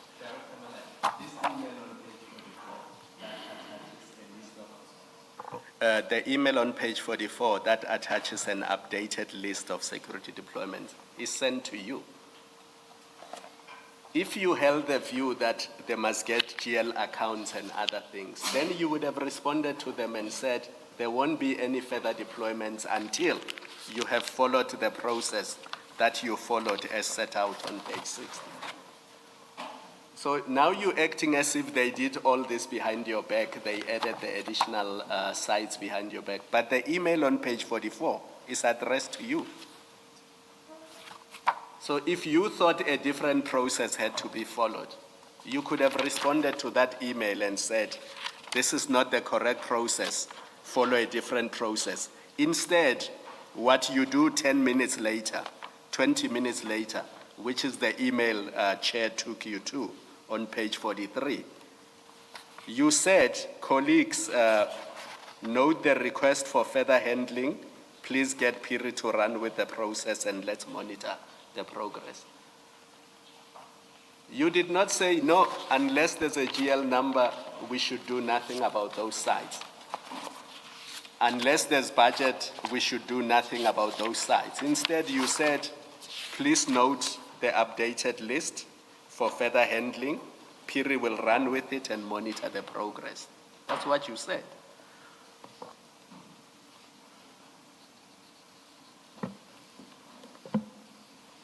You see that you responded, it's 10 minutes later.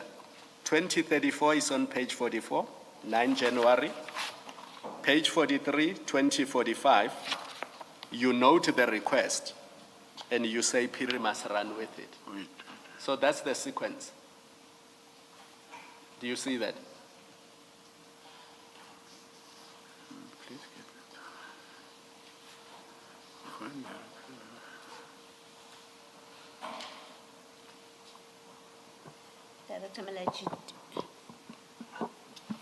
Director Malachi, do you, maybe to try and shorten this, do you accept that at page 43, that's an instruction to Piri to action the request from water and sanitation, where you say, Piri to run with the process and let's monitor progress. Do you accept that you're instructing him to action the request from water and sanitation? I agree. Okay, thank you.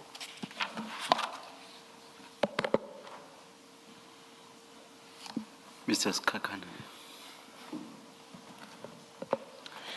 Thank you, Chair, and thank you, Commissioners. So we now move from the premise, if I hear you correctly, is that you did issue instructions to Mr. Piri, unless I'm misunderstanding.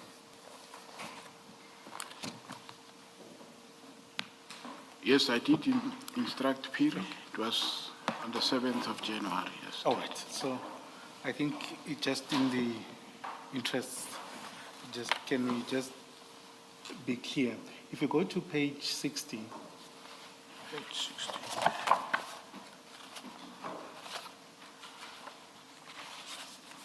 Page 60. 60, Yes. why did you copy copies in that email?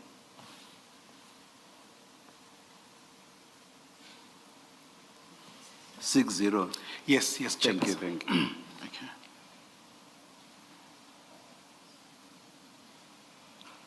I think the reason why I copied Andrew and Calvin. And Zakir. The reason is simple, right? The reason is simple that they were, in my view, already having instruction to deploy, actually, yes, to deploy on the sites, right? Sorry, you said you assumed. Let me check, let's, before I respond to your commissioner, can we go to that Herman Sokholela's request, initial request? Page, It should be page 61. Does it follow from there?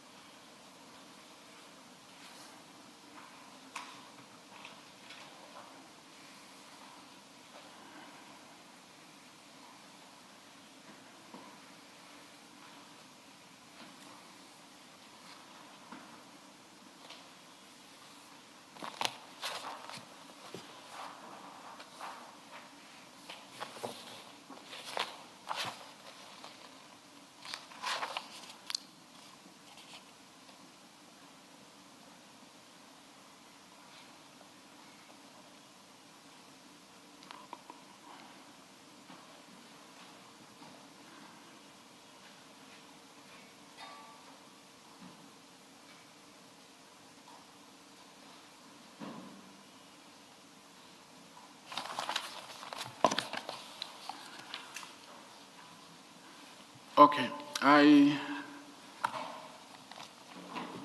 Please give us the page okay, I'm on page 60, 60. yes.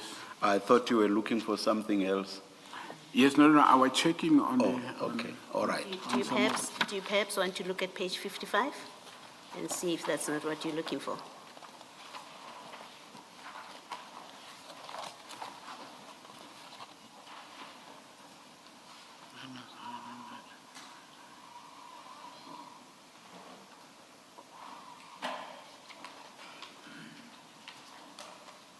That's a date before page 60. It's a date that comes before what you see on page 60. Okay.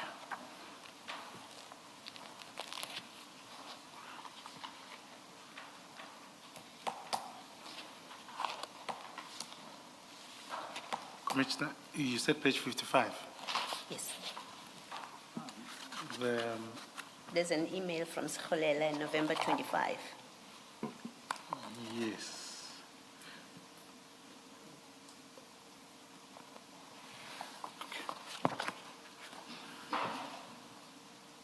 I think my answer to the question, why did I copy Gubis, right? It came from the experience that Herman and the department were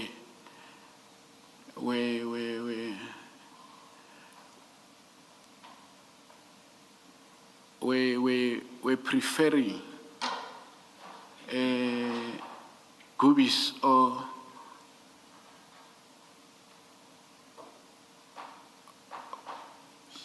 but I'm not sure if I might have checked with Madlanga or Peer in terms of the service provider, but the bottom line is it was I thought they were continuing with Gubis as they've been going forward. So we can conclude that this was an assumption. I assumed. Now, in terms of... Can we just check that? Mr. Piri, my recollection of his evidence on this aspect was that Gubis was already appointed by Water and Sanitation. They'd already been chosen because Water and Sanitation said they've worked with them, they're happy with their work elsewhere, and so that's who they wanted to do this part of the work. Is that perhaps what you're referring to? Exactly, Commissioner. In addition to that, according to Major Piri, they had, or rather Gubis had actually been deployed. I have no idea by whom, but on 31 December 2024, they were actually on site. And Major Piri says he told them to get off site. So perhaps what you had in mind was that history, what Commissioner Baloyi is referring to, and also the actual fact of deployment, which was terminated by Major Piri according to his testimony. So perhaps you had in mind that history or not really. I do not have that history of termination in mind, Commissioner. Oh, but you had already begun to respond to Commissioner Baloyi and say yes to what Commissioner Baloyi proposed to you, which is what had happened in November. Yes. I'm sorry I interrupted you because your response was a clear yes to the proposition. Let's leave it there. You said yes. Yes, Mrs. Kakane. Thank you. And I thought I was assisting you further. I was not tripping you up. Yes, Mrs. Kakane. it's only the truth, Chair.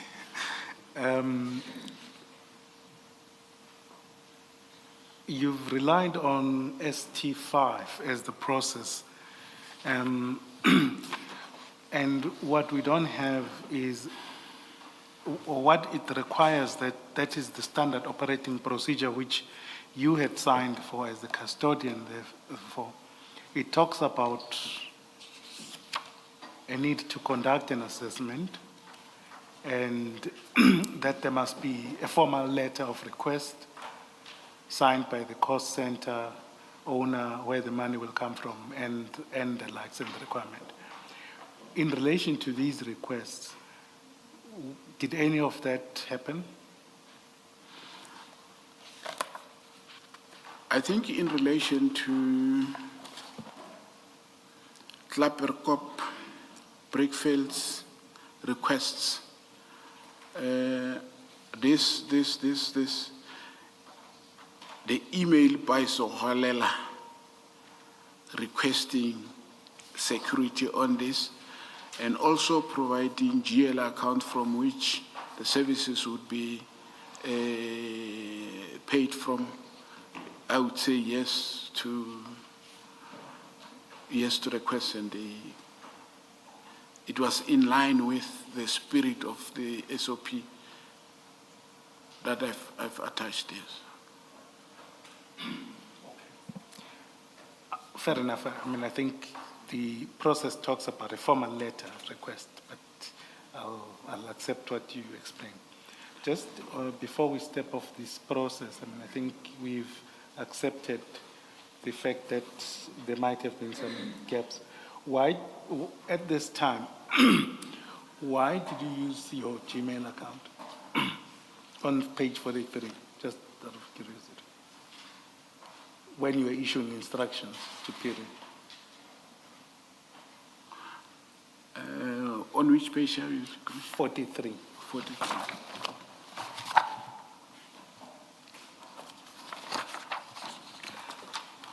Whilst the director is looking, may I address myself to Mr. Nkosi?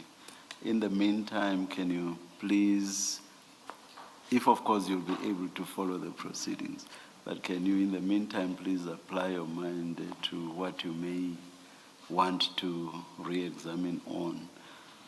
We insist on specific issues, and we want you to tell us beforehand what you want to re-examine on. So as you go along, please apply your mind to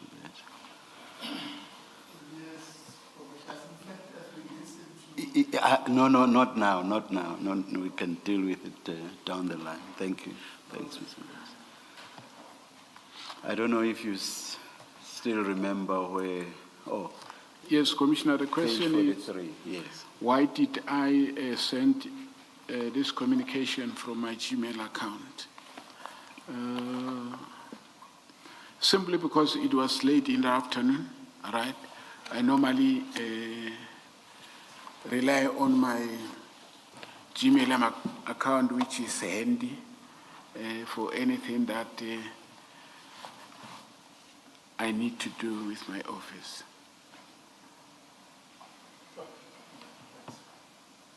Mr. Skakani, you were leaving the standard operating procedure. Yes, no, I didn't. The witness answered me. He says the email was sufficient, according to him, There's to just- be. Thank you. There's just the last bullet point in the standard operating procedure. It's on page 34 of file of your new annexures. Yes, yes. The last bullet point there says, upon funds being available, the second last, a purchase order will be created and sent to the cost owner for release. Once the purchase order has been released, the OCM and the asset protection unit will then go ahead and provide the services and monitor such services. In relation to these two sites that you authorized on the 7th of January, 2025, am I correct that you authorized the deployment before there was a purchase order created?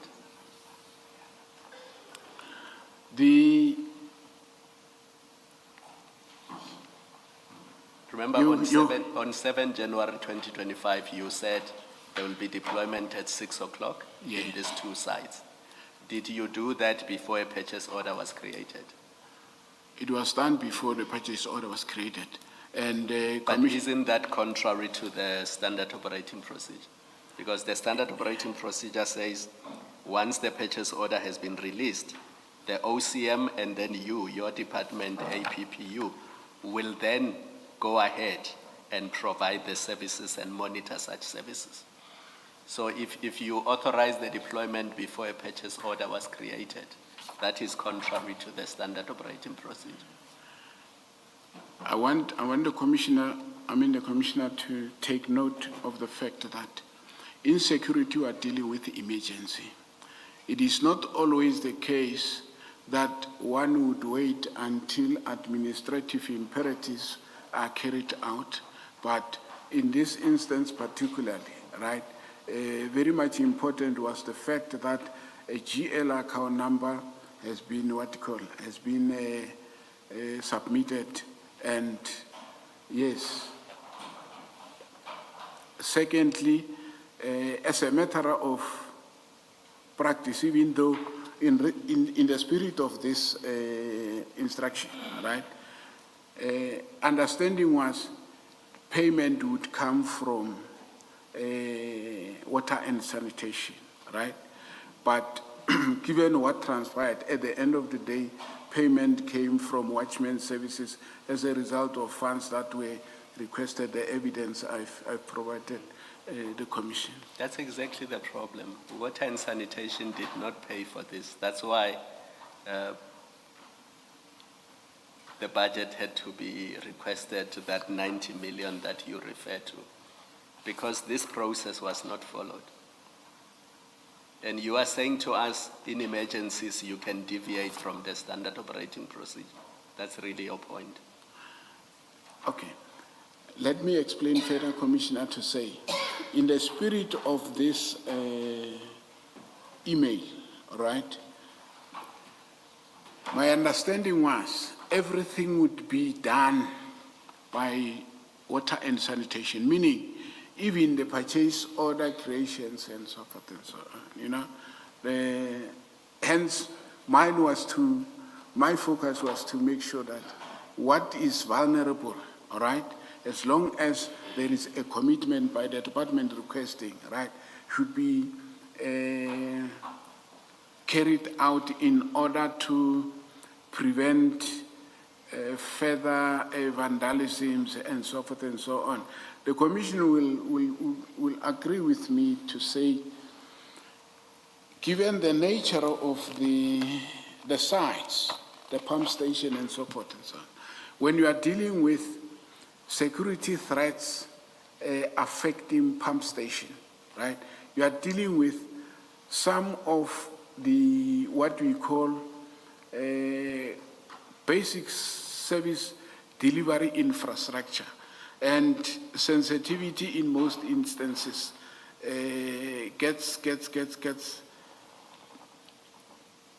to be prioritized, you know, because if we do not do that and they vandalize further, communities sitting without water, it becomes another issue. But Director Malachi, I think you are filibustering because Commissioner Baloyi showed you that the request was first made in November. So November, December, January, that's 2 months until when you allocate the security services. So it's not as if this was done in one day and there was no opportunity to obtain a purchase order. This process could have been followed during that period from November until January. Commissioner, let me,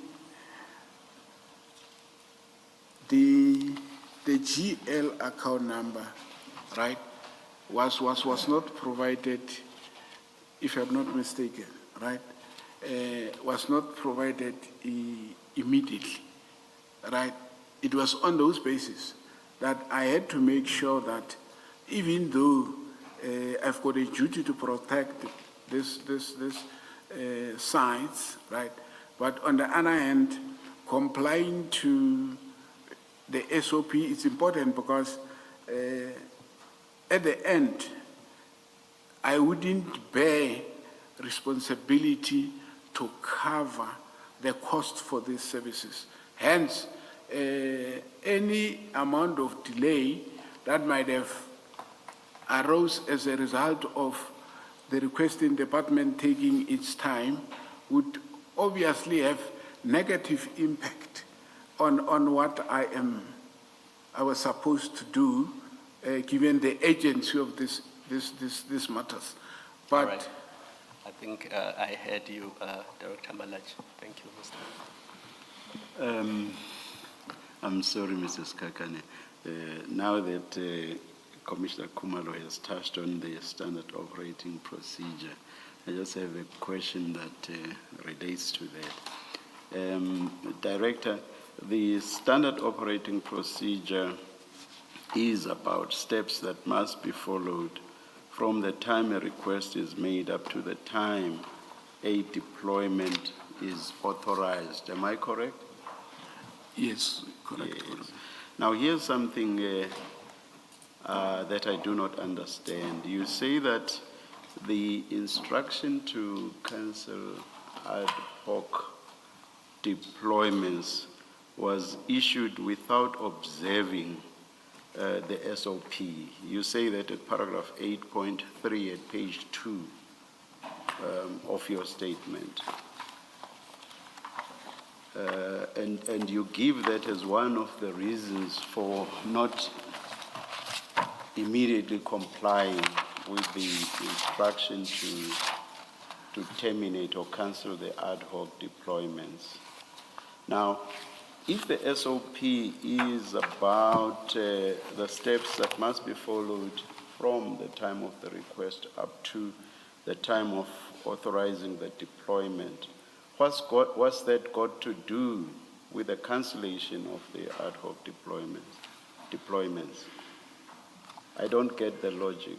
Okay, let me try and make the commissioner understand.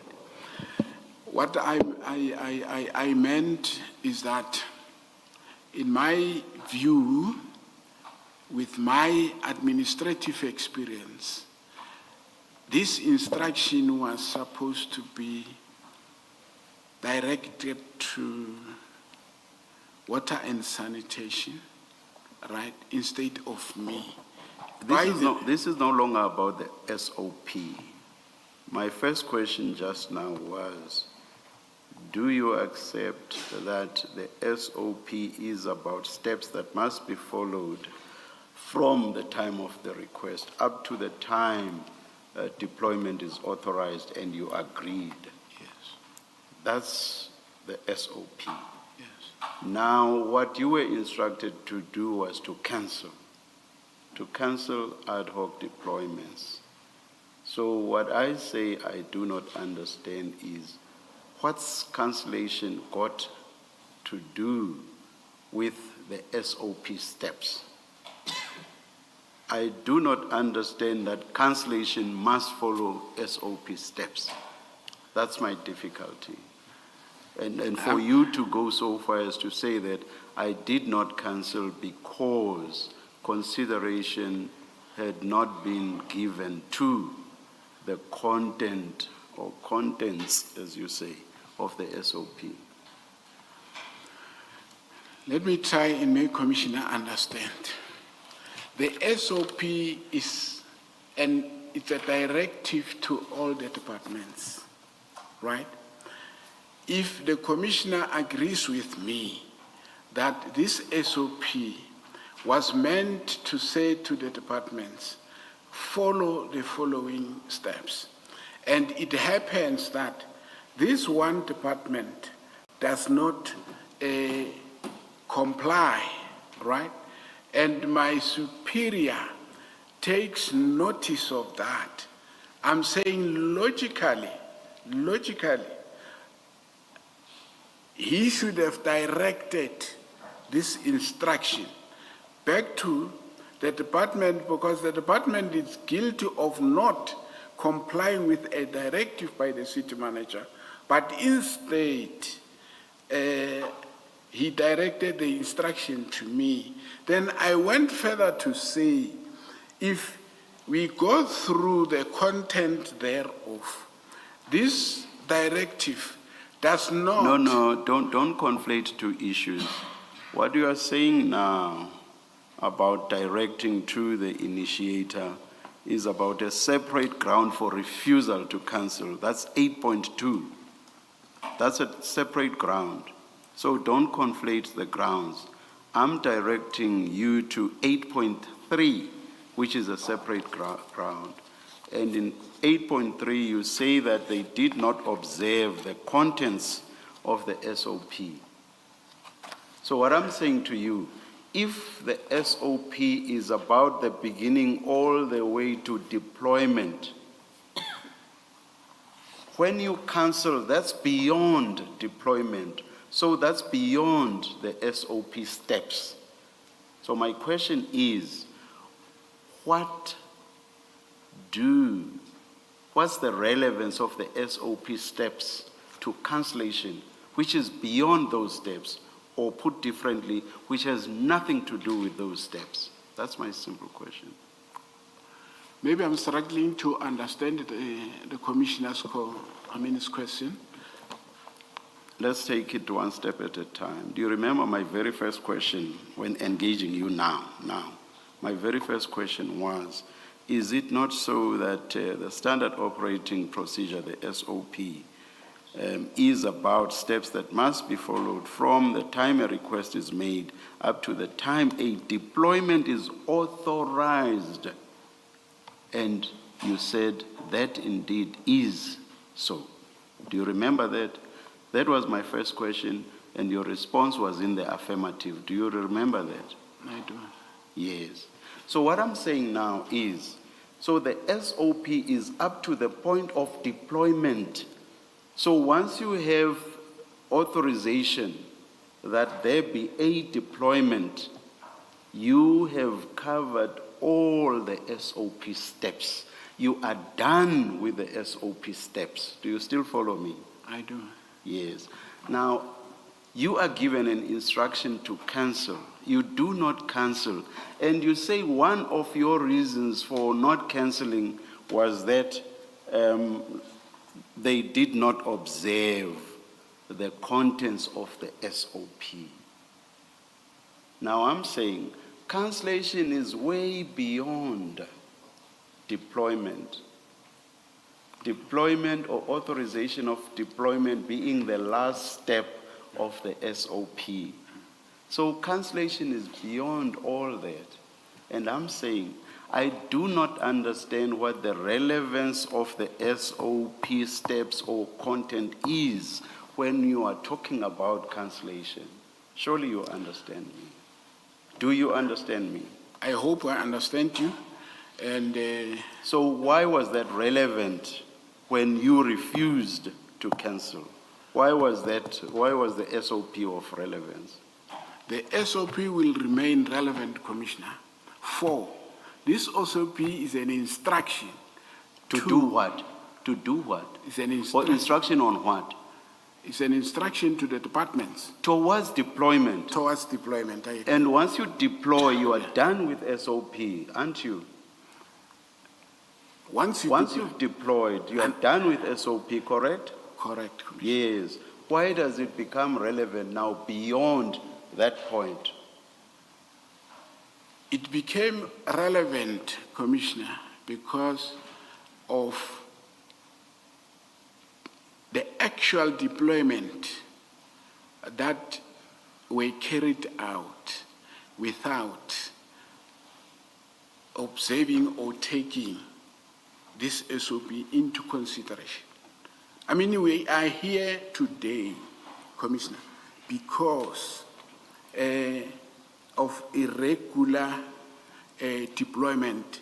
Would the relevance not be that it had not been observed and therefore the deployment was not authorized?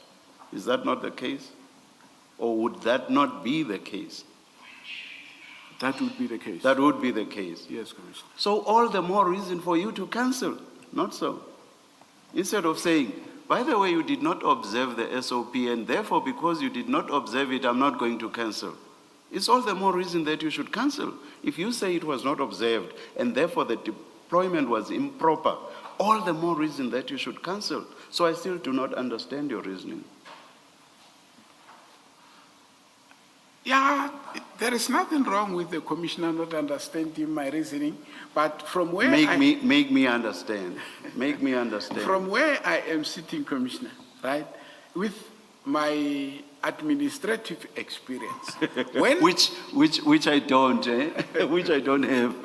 okay, Commissioner, from where I'm sitting, I expected my superior, right, upon realizing that there are these irregular deployments, right? Irregular under the SOP. Exactly. Failure to follow some or all of the SOP steps. Exactly. Yes. So I would have expected of him to say, city manager, here is a department which chose to do things out of the normal way as per this. But instead, right, my superior instruct me to cancel.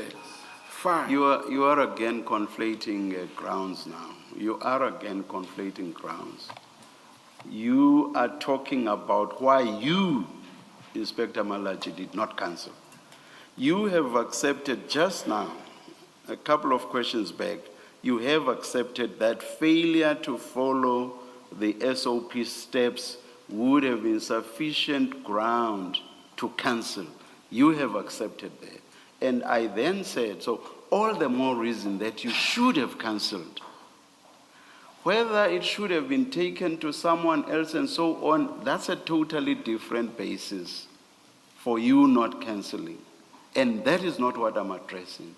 I'm addressing the A ground that you yourself have given, 8.3, as a ground for not canceling, for Director Malachi not canceling.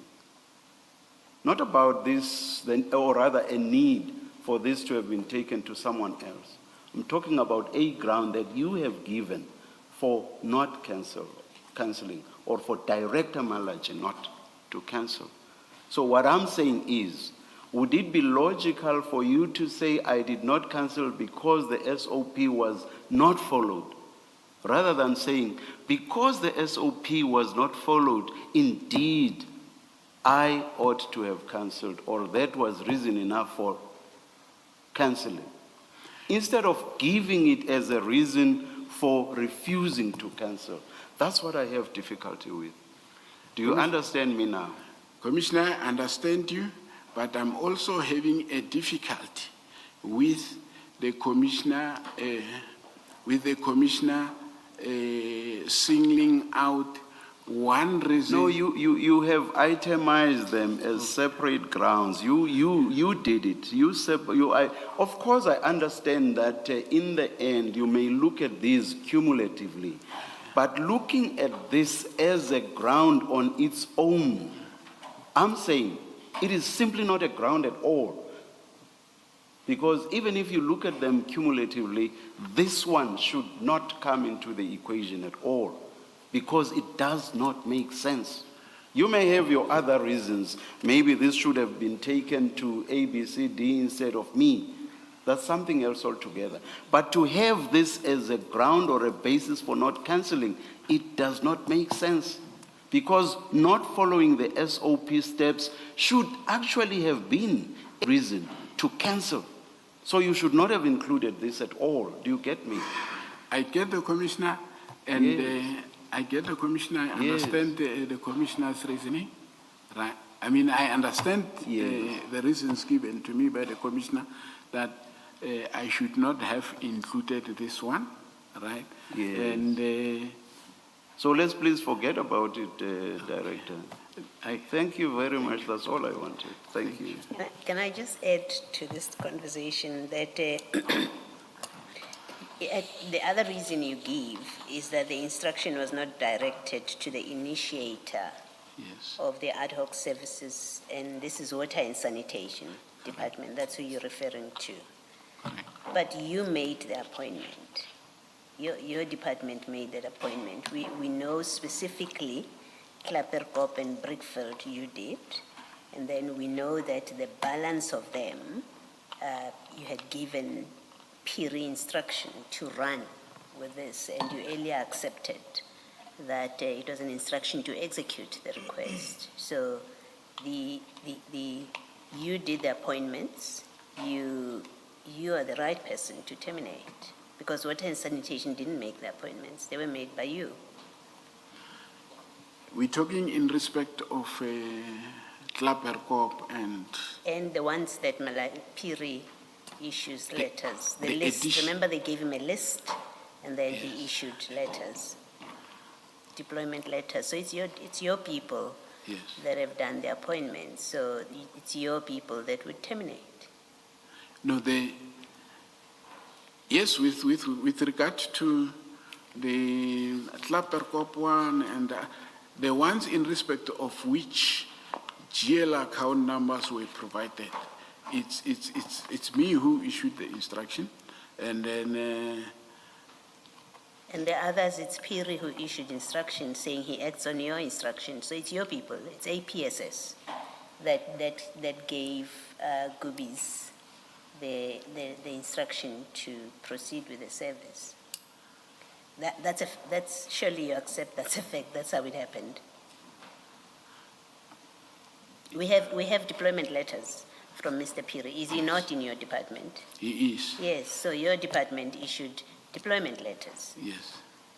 through Piri and through you in that email of the 7th, right? Where you say they're starting to work on the 7th. So you are the right people to terminate because you're the people that appointed. So reason 8.2 doesn't hold either as a ground for refusing to terminate.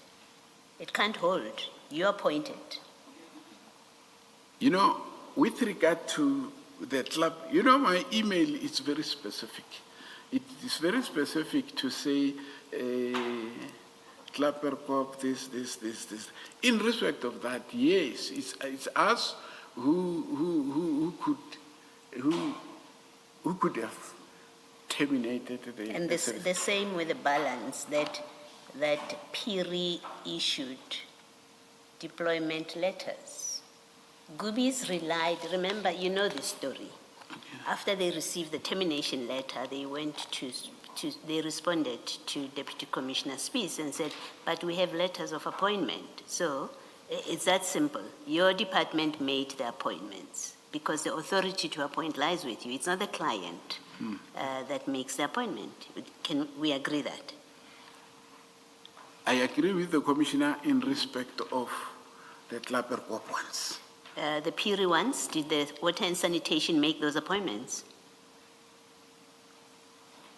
From where I'm sitting, right, water and sanitation made those appointments because they So were... so the deployment letter is not the appointing authority that gives them the go-ahead to work? Are you saying that's not the case? In respect of the additional ones. Yes, the No. one that were issued by Piri, did they not give them authority to go ahead and deploy? They might have interpreted it as an authority to go No, ahead. let me read for you, and I'm taking randomly to Goobies. This letter serves as a notification of deployment to Morileta Reservoir Pump Station, effective 16 January at 6 a.m. Service provider, rate, and it sets out static officers, patrol officers, and patrol vehicle. It's exactly the same as your email. It gives that kind of detail, right? So, and it comes from APSS. Why are you creating a difficulty about this? This is an appointment letter that says you should go and work there. No, it is an appointment letter. Yes. What I wanted to establish was, right, this appointment letter, right, is it as a result of a prescribed process having been followed? No, I'm not Okay. talking prescribed Okay. process. Even your own appointment didn't come about through a prescribed process. You've accepted that, right? Your message at page 60, your email, it didn't follow the process. But there was an appointment, and it has contractual and legal effect. You allowed them, you authorized them rather, to go to that site in the same way that Piri did. There's really no difference between the effect of what you both did. And all I'm putting to you is, as the appointing authority, your department, I'm not even limiting it to you personally, I'm saying your department, as the appointing authority, it is your department that has the authority to send out a termination letter. That has to be right. It is right, yeah. Okay, thank you. So 8.2 is not a good reason or a valid reason for you to have refused to make the appointment. Yes. Now let's go to the last one, the third one, which is at 8.1.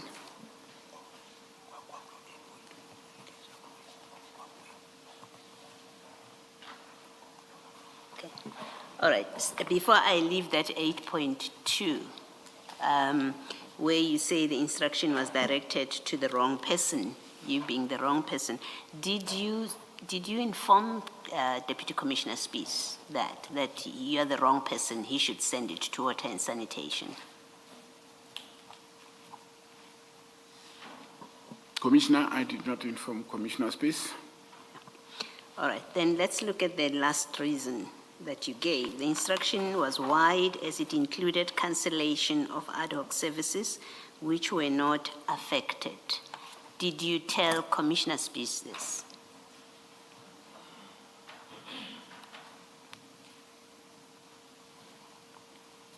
I did not tell Commissioner Space, Commissioner. I took it that Commissioner Space, right, since he's in the environment, right, he's privy to ad hoc services within the environment. But you didn't tell him that? No, I didn't. You didn't tell him that, okay. Did you become aware when you made the decision not to follow his instruction that in fact there was an instruction from the Chief of Police that these services must stop because there were money issues, there were budget issues, there were requests to ask for more money? You're aware that Deputy Commissioner Dlamini had suggested or requested Commissioner Spies to ask for more money to fund this deficit. Did you ever become aware of that? I do not remember, but Did you become aware that the instruction came from the chief of police that we must stop this ad hoc services and we are not going to ask for more money? After the communication, Yeah, you became aware of it after? I- Okay, thank you. Director Malachi, I did the maths on.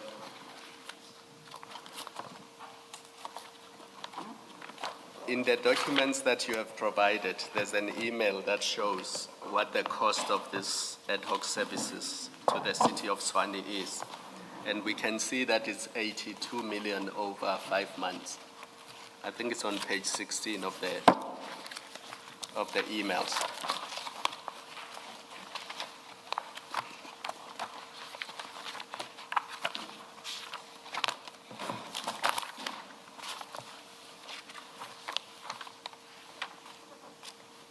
Do you have that?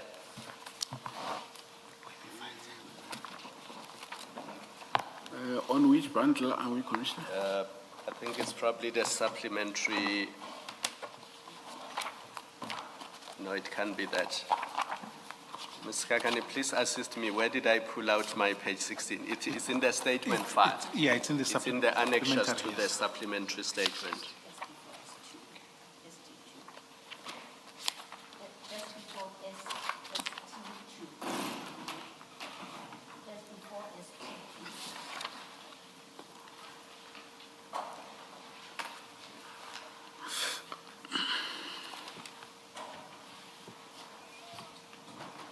Your statement file. The supplementary statement file.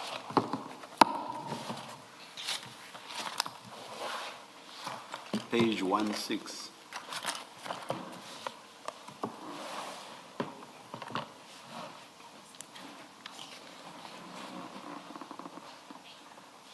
Are you there, Director Malachi? I am. So you'll see that it's a request from Deputy Chief Bolhayes to the CFO and various other people, including supply chain. And then the email I'm reading from the third line, they are requesting the upliftment of funds to process ad hoc security invoices from the beginning of January to June 2025. Do you see that? Yes. And it is to the amount of 14 million rands for January, and then it is 16 million times 5 from February to June. And the total amount is 82 million. Do you see that? I see. That's just for ad hoc services. Yes. Now, if you do the simple maths, when you were instructed to cancel the ad hoc services on 13 March 2025 until the end of June, that's over 50 million rands.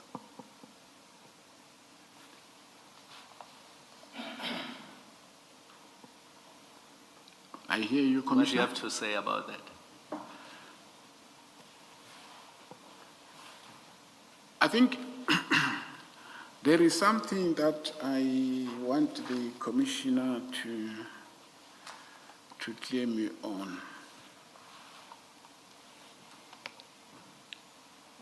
It looks like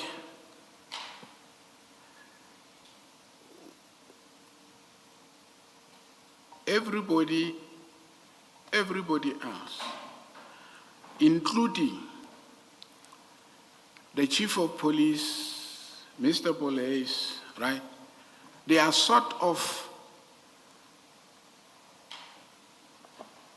taking themselves out of, they did not have any responsibility, so their responsibility was to give an instruction. And I'm taking exception for that because they even had more power than Director Malachi, right? And what is not making sense with me, right? Okay, theirs was to cancel, yet whatever I'm being appointed to do in the city of Tshwane, right? I'm doing them in their, on their behalf. They are overall responsible for my own actions. But when it comes to this, right, it is becoming a worrying factor that everyone else wants to wash his hands off and they leave Director Malachi into the 82 million. Yet, this whole thing, right, had the history long before January, February, right? And if one looks at the history, right, Director Malachi was from the beginning, like any one of them, was not aware. He was made aware at a point when the service provider was complaining, right, that he's not getting paid. And the very same superiors, I'm talking the chief of police, Rivers, Peace, and Police, right? All of them are washing their hands, right? And they want to paint Director Malachi black as if Director Malachi had a benefit to derive from these transactions. And this is forcing me, Commissioner, to place it on record. I am not surprised by the emphasis on Director Malachi, because when I testified on the 9th of April, I made a mention of the fact that I have become a victim. And these colleagues that I've spoken to, that I've spoken about their names, right? They've already demonstrated that they would stop at nothing in order to get rid of this Director Malachi. Let me stop you there, Director Malachi, because I had given you enough time and I did not want to interrupt you. But Commissioner, you are interrupting me. Because what you are doing now is you are saying you are being victimized by other people. Exactly. And I'm not victimizing you, I'm asking you questions. So your issues with them, you can deal with them separately. When you are answering my questions, I want you to account only for your conduct. That's why when I was referring you to this document, I wanted you to account only for your conduct, not to tell me about how your colleagues are treating you. So looking at this, let's assume for a moment that they are equally guilty. They are equally to blame. They could have done something. Let's assume that for a moment, and for purposes of our discussion, let's accept that that is so. Now, account for your conduct without blaming other people. Commissioner, thanks very much. I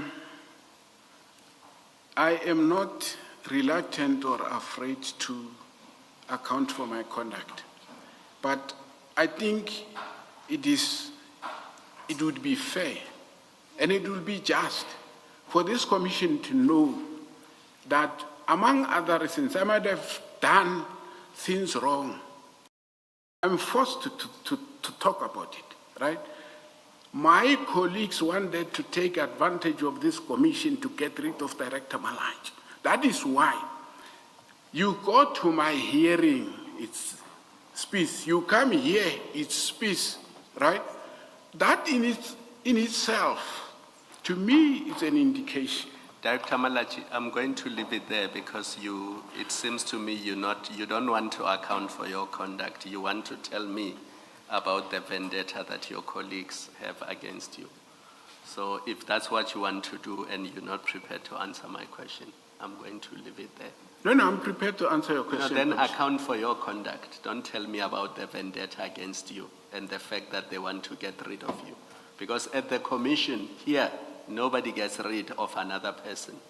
Here you come to answer questions because we are a fact-finding commission. You assist us with facts and facts only. And what is in front of me is the fact that since the day you were instructed to terminate these ad hoc services, they continued until June, and the cost to the city was more than 50 million rands. I agree with you, Yes. Commissioner, I agree with you, the cost is sitting at that, but I'm saying I might have not done, right? I might have not cancelled this, but that does not necessarily mean, right? They were supposed to sit back, get this, what you call ballooning and ballooning, you see? So I'm saying to the commission, I accept what might be wrong in terms of my conduct, but I'm pleading with the commission, right, to seriously take note of the fact that they also had a role to play. If I give... And Director Malachi, when Mr. Bolhayes was here, if you listen to his evidence, you would have heard me say to him, why is it that only Piri is being blamed for this? Because more people than Piri were responsible for this, including those who authorized the payment. So as far as I'm concerned, it's not just you, but because you are here today, you can only answer for your conduct. So Mr. Skakani, I will leave it there and then. Thank you.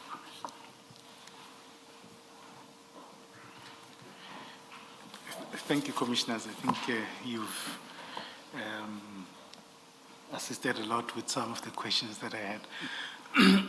Mr. Malachi, Director Malachi, I think what I need to emphasize is that you referred to your managerial, to your administrative functions in a sense, but you are at a managerial level. You are a director, you've issued instructions, you are in charge of the standard operating procedures. It can't be that you don't know how to enforce it. Your level also requires responsibility from you. And you do not stop these ad hoc services. And as Commissioner Kumalo is saying, if we are to accept mathematically that from the date of the instruction up to June, that would have been, I think in terms of the email itself, it would be around 50 million thereabout. But we can also accept that we need to take it back, let's say even to January, and the payments to Gubis, or as a result of the irregular deployments, which you've accepted. That for the 6 months alone is some 96 million, just for 6 months, just for ad hoc services. You accept that possibility, according to this email that you attach. So in essence, what has been lost around these irregular ad hoc services, which, as you say, not compliant with the SOPs, and yeah, just to leave it at that, it would have cost the city, or in particular the TMPD, 96 million. And if you average it out in terms of the services, what becomes interesting is that as the theme runs through, is that Major Piri and yourself admit that the inspections or verification of services were not done to the T. So a majority of that could potentially have been for services not rendered. I think we can accept that.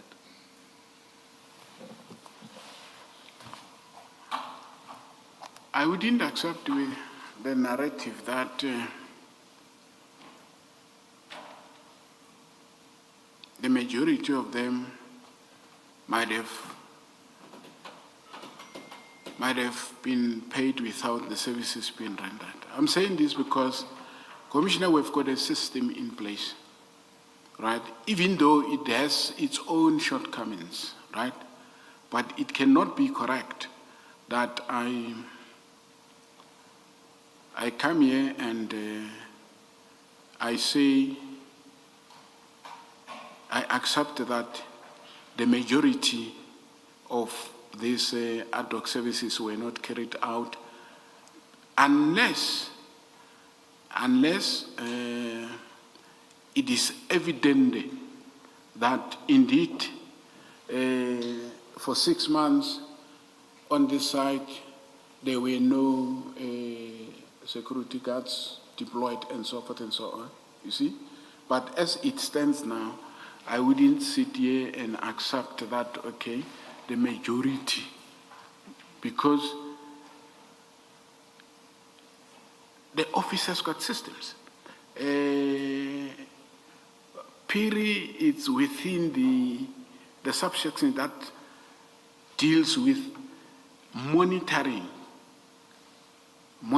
of private guards in particular, right? In terms of that system, the unit's function is to go out there, right? Check and confirm if security guards are in place, how many of them are in place, and so forth and so on. Because at the end of the day, these confirmations are critical for service delivery in the city. So, I think in just remembering your evidence previously, you did accept that some may have been paid without verification, and maybe therefore without the work, and in some cases without the work being done because of your staff shortages. You did accept that. That's some. yes, Commissioner, I did. Yes. And I gave those reasons. Yes. Yes, you did explain. Thank you.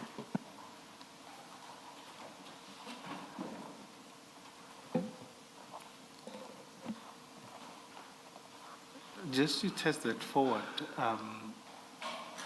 when we deal with some, would we say what's the degree of the system of monitoring? Because one of the issues was monitoring the progress of the sites that you had allocated. How often do you get reports about whether systems are run properly?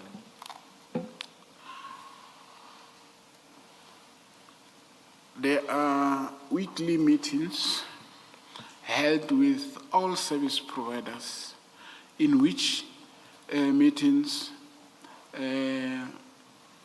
service providers are taken through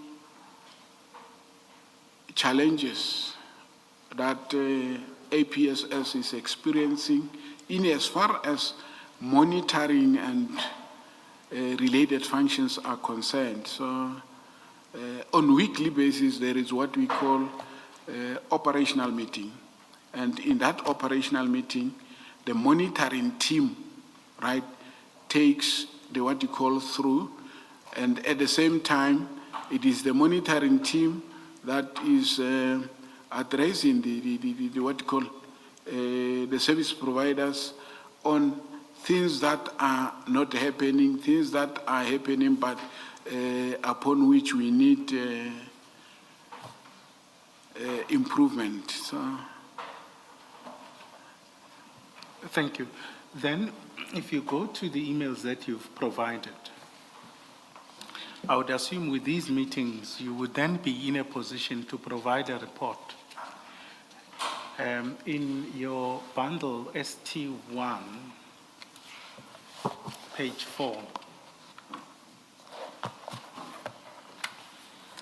this is now in June. This is an email from Deputy Commissioner Rivers Peace to yourself on 25 June 2025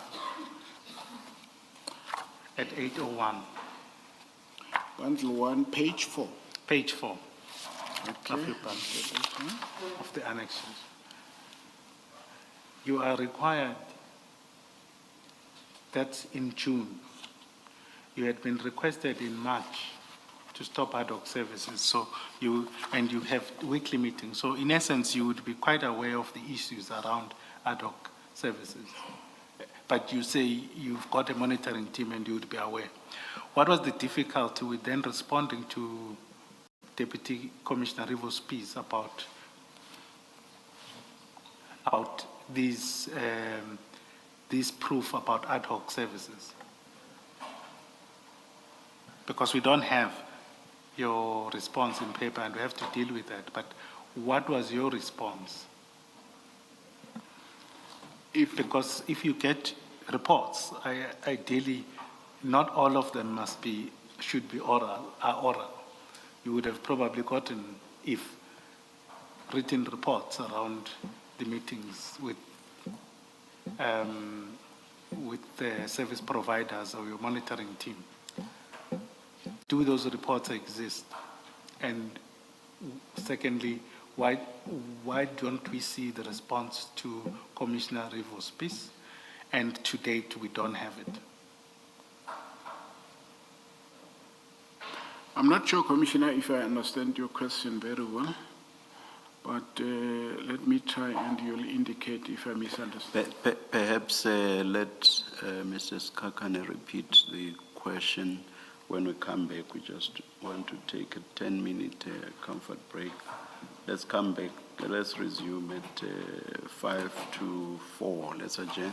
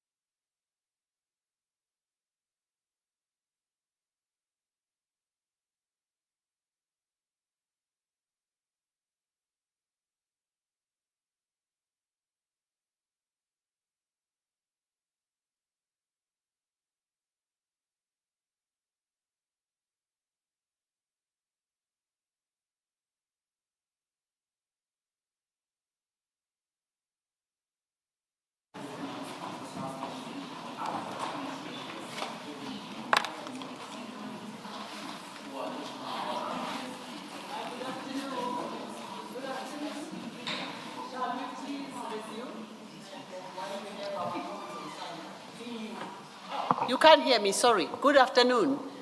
It's that time of the day. Shall we please resume while we have our phones on silent? Thank you.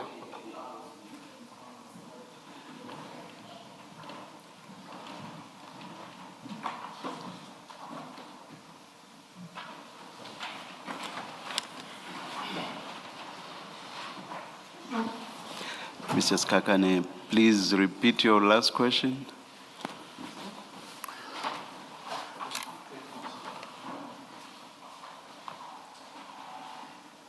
Thank you, Chair. Director Malachi, my question was around responding to Commissioner Speace's request or instruction that you must provide proof of the deployment of ad hoc services since December 2025 to date. Would it be correct that did you provide such proof in the form of written, in the written form or a report?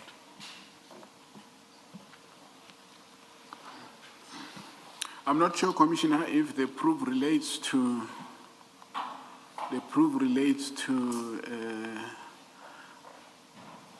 the very ad hoc services by the Department of Water and Sanitation, or the proof relates to any other ad hoc services deployment. Can I be assisted with that clarity? Well, the email says, please provide proof where ad hoc watchman services were deployed. So it's all of them since December 2024 to date. That is, the date of the email is 25 June 2025. So essentially it means all of them. And it does not appear that you had any request for clarity.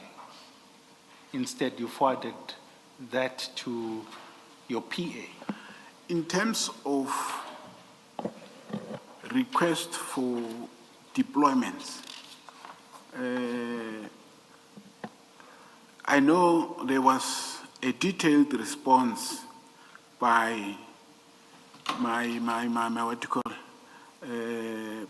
office as to where ad hoc services are deployed and so forth and so on. The fact that it is not part of my bundle does not necessarily mean we did not provide that proof, and I can always go back and have that the kind of proof that we provided to him available for the Commission to. Thank you. I think there's also a follow-up in that aspect, but I think I take your point that you don't have it handy, and perhaps when you return for re-examination, if it's at a later date or just before, you can provide us with that report. That would be of great assistance. Thank you. Just on this score, there's in response to a particular question about termination of the ad hoc services. At page 3 of the statement, paragraph 10,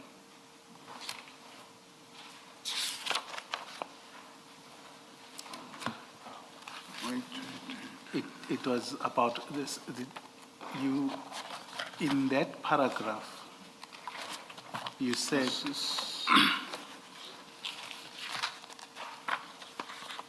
page 3.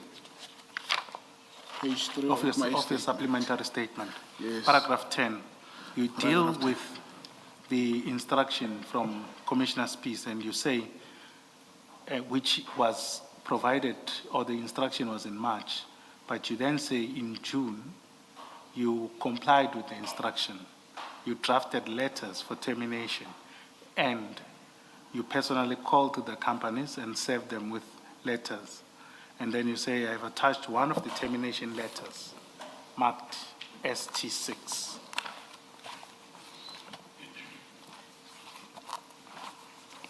Please turn to page 35, which is your ST6. Yes, Commissioner. That letter is done by Commissioner Spies. Could you explain why would you say this is your letter? And he testified that it is letter. Does he not say that he prepared the letters for signature by Deputy Chief Spies? That should explain the signature. You are correct, Commissioner. It was for that basis. Yes. Okay. I prepared letters. I took them to him to sign, right? He signed. I convened a meeting with the three companies. I handed them over the original letters, and I kept acknowledgement of receipt letter. Sure, that's fine. Then I will then go to the other aspect, which is, or the theme, which relates to the cancellation of the tender. If I can take you to file 5. We can leave that as File.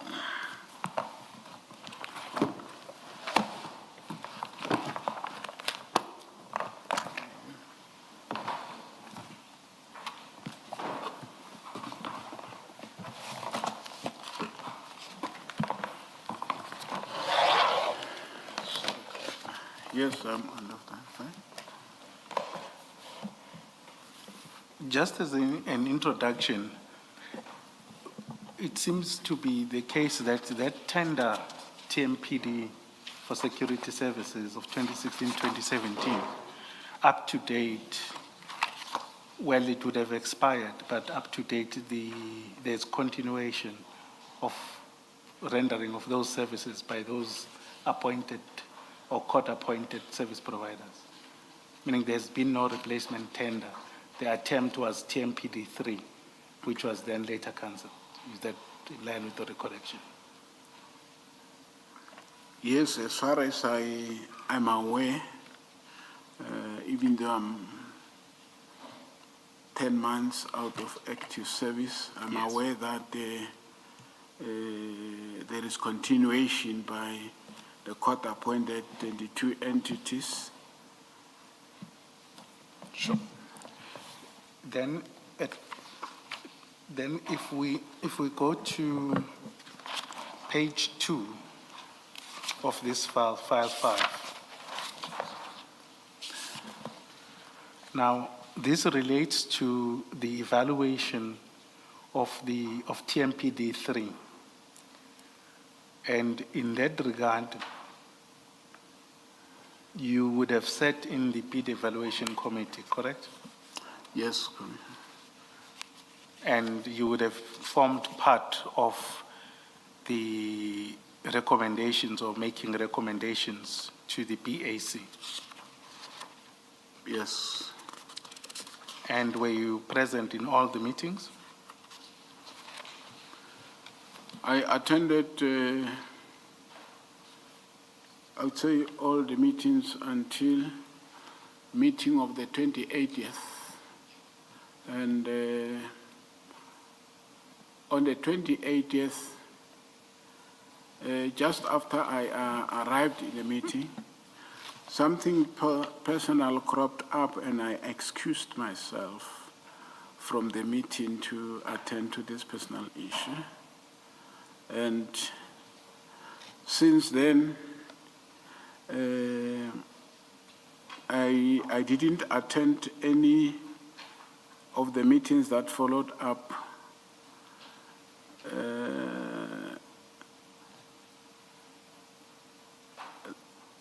I didn't attend any of the BEC meetings until I was caught up in a situation where I got suspended, and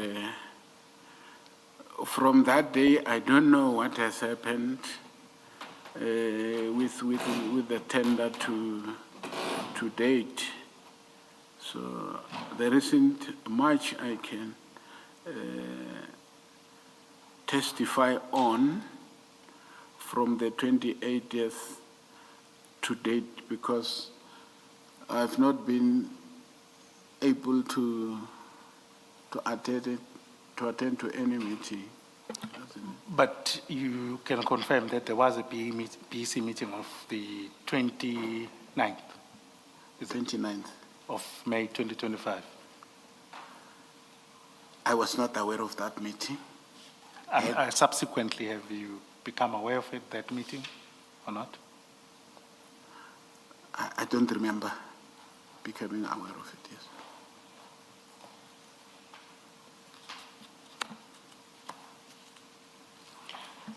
And I would then presume that in the recommendations, you wouldn't be aware of, you wouldn't have participated in those recommendations to the BAC. Correct. Just to be fair to you, at You are referring to TMPD 3? TMPD 3. Oh, thank you. Just to be fair to you, there's a document, the probity report at page 2 of this file, which is the only page I'm referring to is page 5 of the file, and the summary of the findings of probity. And obviously, if you go down under findings, which is section B, it talks about the BEC score sheets on the 29th of May. However, to be fair, as you say, you did not attend that meeting and you are not aware of what has transpired since then, correct? Correct, I'm not. And it follows thereafter that there is a finding that they did not receive a score sheet from yourself in the evaluation meetings, correct? Yeah, correct. Okay. So you did not participate at all in the evaluation or scoring? Exactly.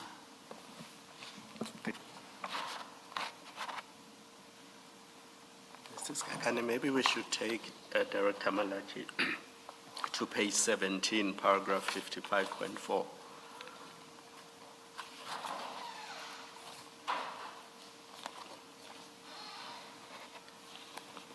And Director Malachi, just to be fair to you, we've established from the CFO that Sorry, Commissioner, it's page, it's paragraph? 17, paragraph 54.5. Yes. That the meeting was in fact on the 28th because the recommendation, if you look at 54.5, it says the signed minutes for the 28th of May 2025, where the committee was recommending the tender TMPD 3 for the appointment of a service provider were provided to us. And then based on the minutes provided, 3 members were recorded as present, and then it continues. So the issue here is there is no minutes of the 29th, and since the recommendation was made on the 28th, it seems likely that the scoring happened on the 28th and not the 29th. And on the 28th, you say you were there at the meeting. I said I was there at the BEC. At the BC meeting. But before the BEC could start with its business of the day, there was something personal, and then You left. Yes. So you did not participate in the scoring or the recommendation? Exactly. Okay, thank you.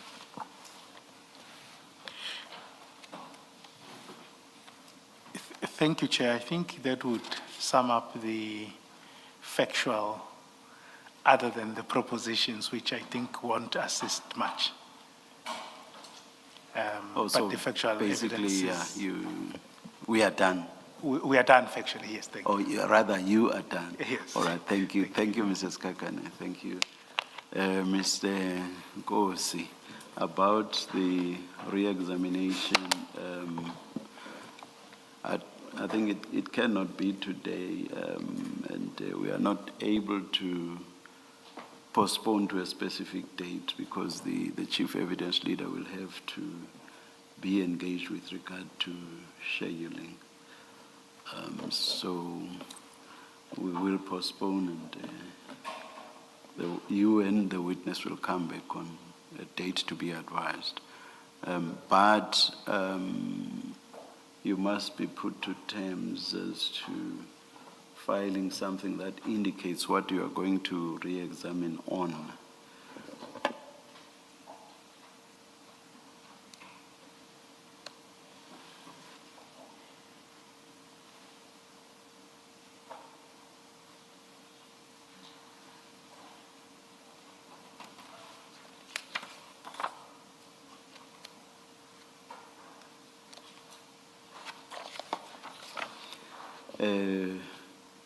We want to give you until 5 May 2026, just for an indication of what you will re-examine on.